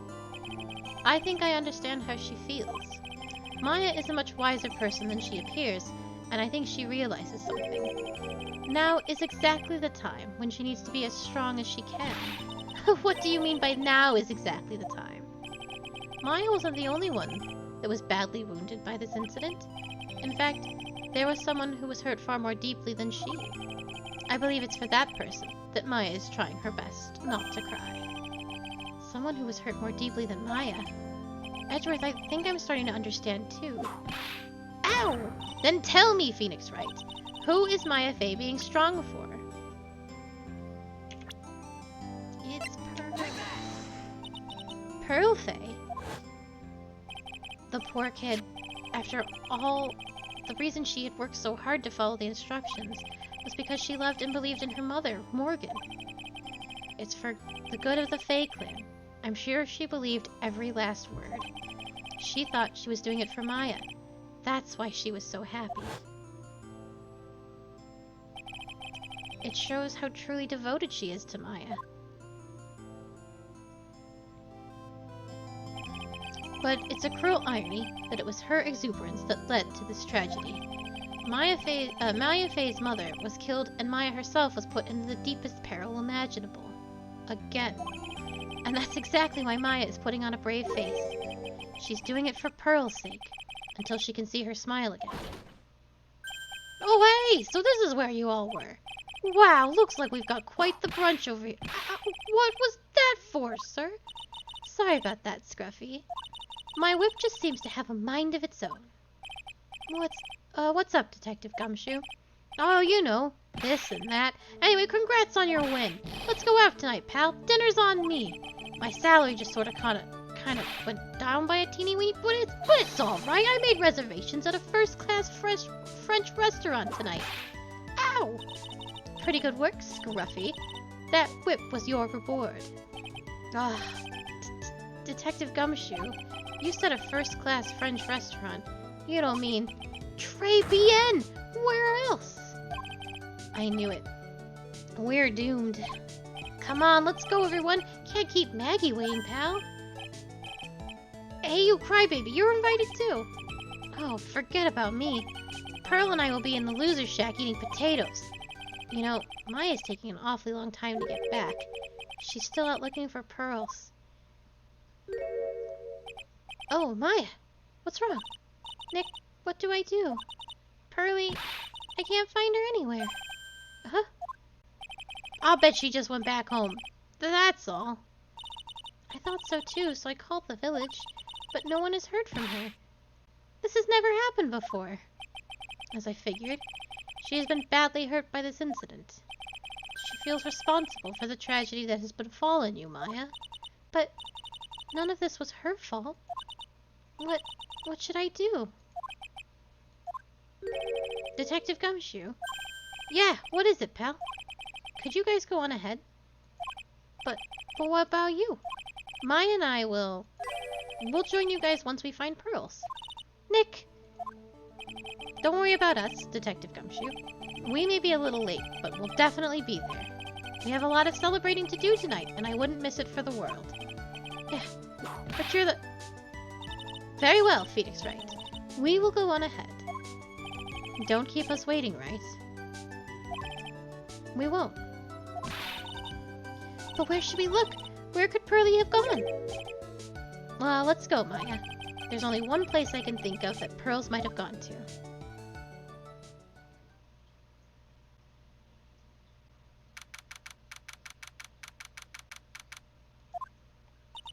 Hazakura Temple. For pearls, I bet this is a very important place. After all, it's where this whole incident started. What's this? You're all back again so soon? Sister Bikini, I thought we'd be eating mashed potatoes alone tonight. So she's here. Pearly is here? She's in the training hall. Why don't you hurry along and go see her? Oh, okay.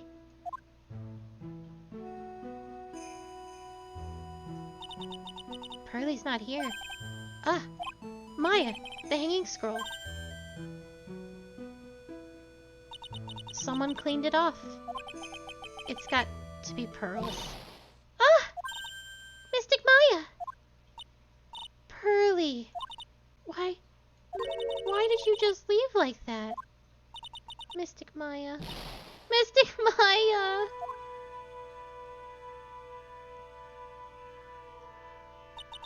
I swore that I would never trouble the two of you ever again. Because it's all my fault that Mystic Maya's mother... That's why you came here? It's the least I could do. To pray for your happiness. You don't have to do that, Pearly. It wasn't your fault. You didn't do anything wrong. Of course, I'm sad that my mother has gone. But how do I say this? I'm still happy. You don't have to lie just to make me feel better. No, really. It's true.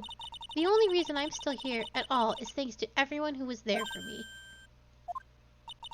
My sis, my mother, Mr. Armando, Nick, and you. If even one of you weren't there, I'm sure I wouldn't still be alive right now. That's why I have to be strong. For all the people that were there for me when I needed them. That's all I can really do. Mystic Maya. I'm impressed. You truly are the daughter of Mystic Misty. Sister Bikini. Your mother, Mystic Misty, was a strong woman indeed. I want to tell you what she said to me that night. After dishonoring the good name of the Karain, I don't have the right to face my daughter. But still, Maya is always in my thoughts. It's true, she'll always be with me until the day I die. Your spirit was with her. That's why your mother was so strong. Even at the end, I'm sure she had no regrets. She'll always be with me until the day I die, huh? There's a rule or something. All masters are to follow, isn't there? To never take the charm off until the day you die. That's the master's talisman. The thing that Misty kept by her heart and would never take off. It wasn't the container that was important. Rather, it was the contents. That's a photo. Oh, Mother. It's only natural for living creatures to fight to protect their own lives. But what makes us human is that we fight for others. But who do you fight for? And how hard must you fight? That's the true measure of what human life is worth. We defense attorneys are warriors who are constantly challenged by that question.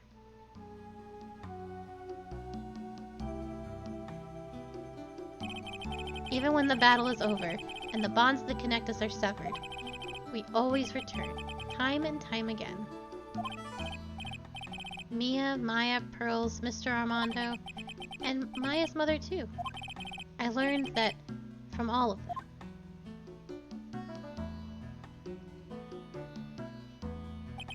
Well, shall we get going? Everyone is waiting. Ooh. This is a day to remember. A day when a whole lot of things were finally put to rest. I think we should celebrate what we're overcome today. But I still can't. Oh, go on, sweetie. You can come back for training anytime. Okay. Alright, I'm going to make a brand new start too. Sister Bikini, I'll be back for more training, I promise.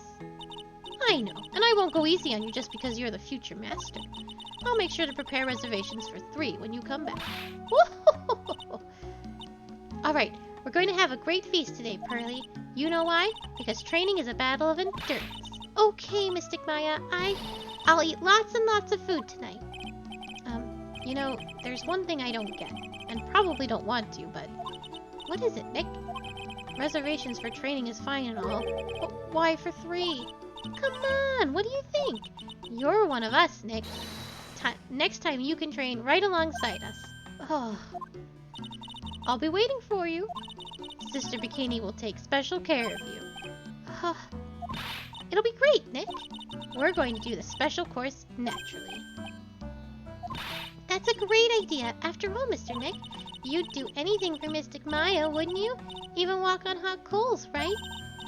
We'll have a nice, great big meal before we come next time. Right, Nick? You know, I was wondering if I can say just one little thing. Sure, of course you can. Oh, I love this part. I can't wait to hear it. I'm getting goosebumps too. Well, here it goes. Nothing.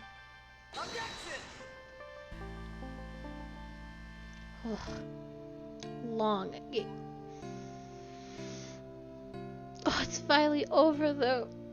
I can't wait to play something that doesn't require me to talk. I'll really have extra work. Master of Karain and the office manager of Wright & Co. Law Offices. And I have to be a big sister to Pearly and Nick too. Well, as long as I'm not locked up or captured or something like that.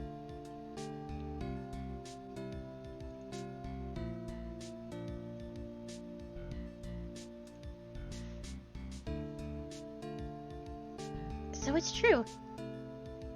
Mr. Nick really is Mystic Maya's, he went through the special course and everything.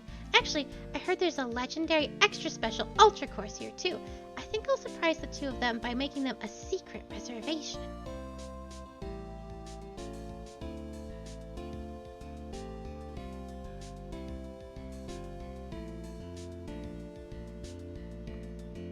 Maggie brought me a brand new coat as a present, pal. I feel 10 years younger. I'll never take it off. Yes, but somehow you just don't seem the same. I guess a dirty, shabby old overcoat is just more detective-like, sir. Don't worry about it. It's in the name of love. A man will soil himself silly.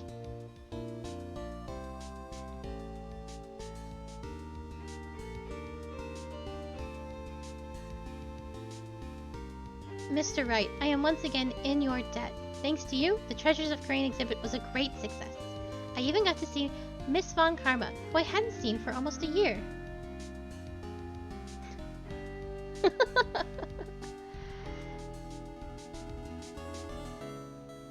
I got distracted by Sprightly.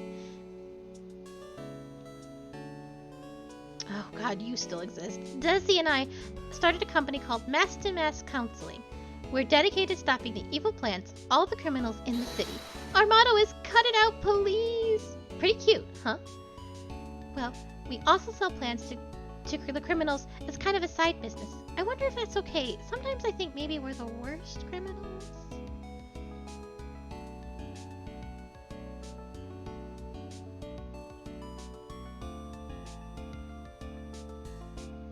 I wanted to show my appreciation to Mr. Wright for exterminating Don T. Crane. So I lent him $500,000 and a tea set, a special thick tea, one I mixed with my own 2 hands. I bet he's drinking it now. Win through compromise.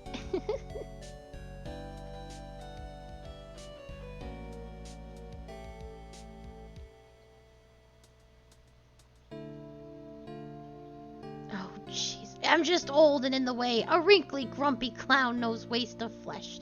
At least that's what I thought. But then my grandkids had a birthday party for me the other day. Talk about embarrassing. 69 years old and I cried like a baby with a dirty diaper. Nice.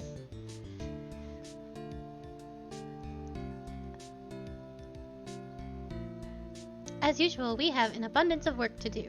We've hired a new programmer to replace Glenn Elg. I do hope everyone will get along. His name is Adamanda. As soon as I heard his name, I knew our brain circuits would align perfectly.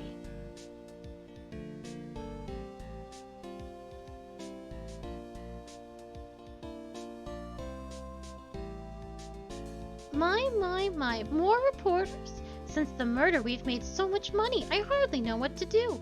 I think the magazines like us because I provide such a nice visual, especially in the spring. I can hardly wait for Iris to come back.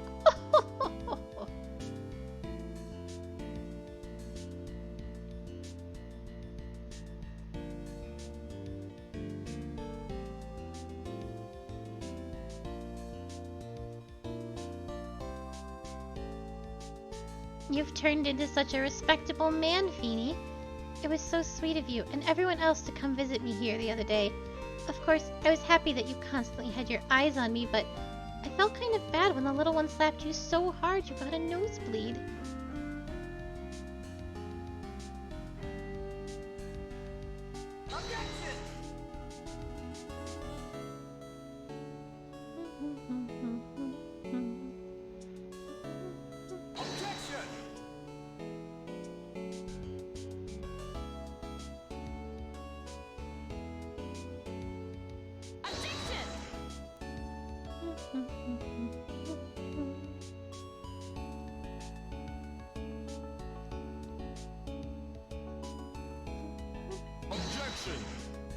God, I loved Godot.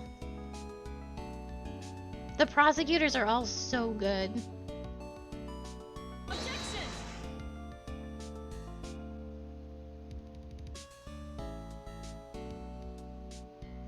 Even the original, not that one though. Even the original Von Karma was real good. He was wild. Objection.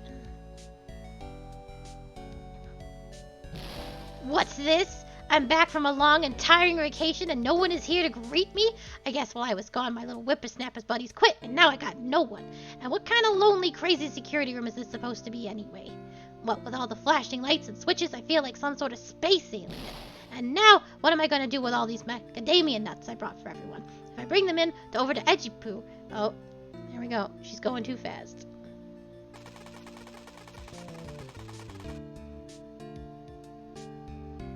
All I got from that was that she's going to give Edgeworth her nuts. That's all I needed to get from that. Oh, I finally found something I love to do. Franzie's Whippity Whip Trip is going to be the, turn the art world on its heads. I should have realized it sooner. Self-centered, lazy, and social. I'm an artist. A really good portrait artist. I'm not a loser after all.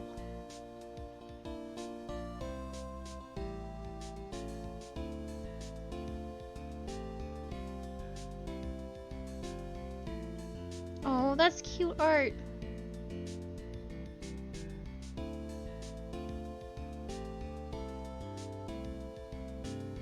It's really implied that Godot is dead, isn't it?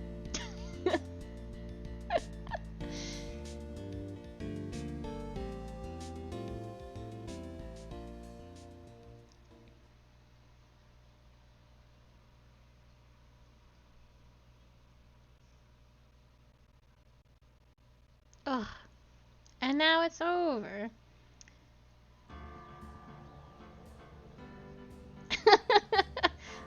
Godot went to space. Good for him. Oh, this was a very good game series. I am very glad it's over, though. Probably should have played something in between the games, I think. That was a lot. But, lots of fun. We need a new game for Tuesday, Wednesdays, Thursdays. I'm still kind of mulling it over. I was either going to play another Supergiant game, or I was thinking of Pyre or Transistor. There's a ton of reading. Okay. I was thinking of Pyre.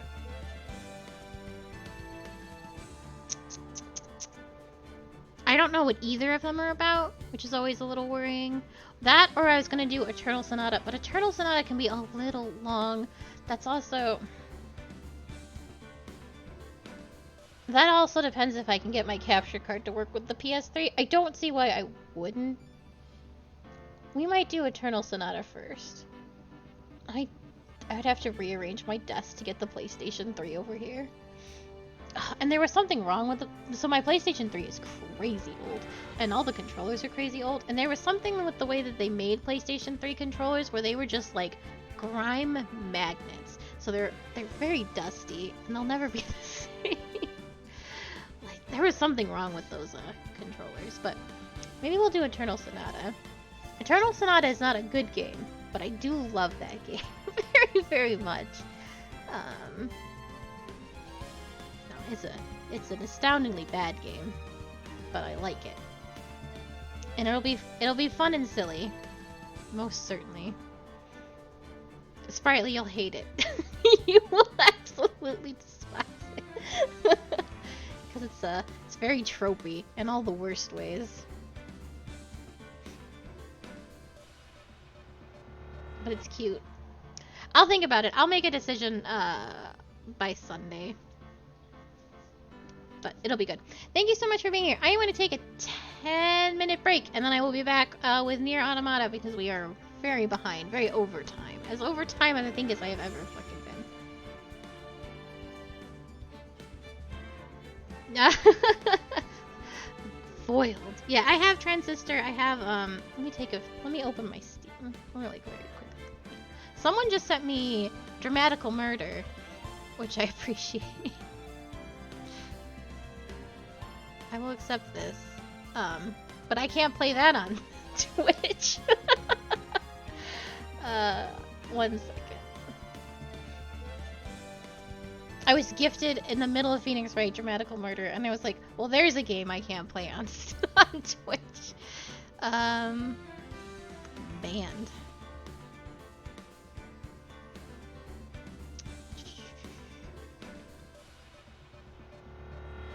I have Trine, I have Transistor, I have To the Moon. To the Moon I could play again because I don't remember it very well, but it will make me cry like a baby.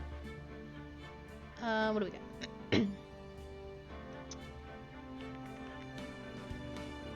We got Pyre. Persona 4, I do not want to play on stream. There's Octopath. I think Octopath is long. And I want to do something of the shorter variety. There's King's Quest. That might be fun.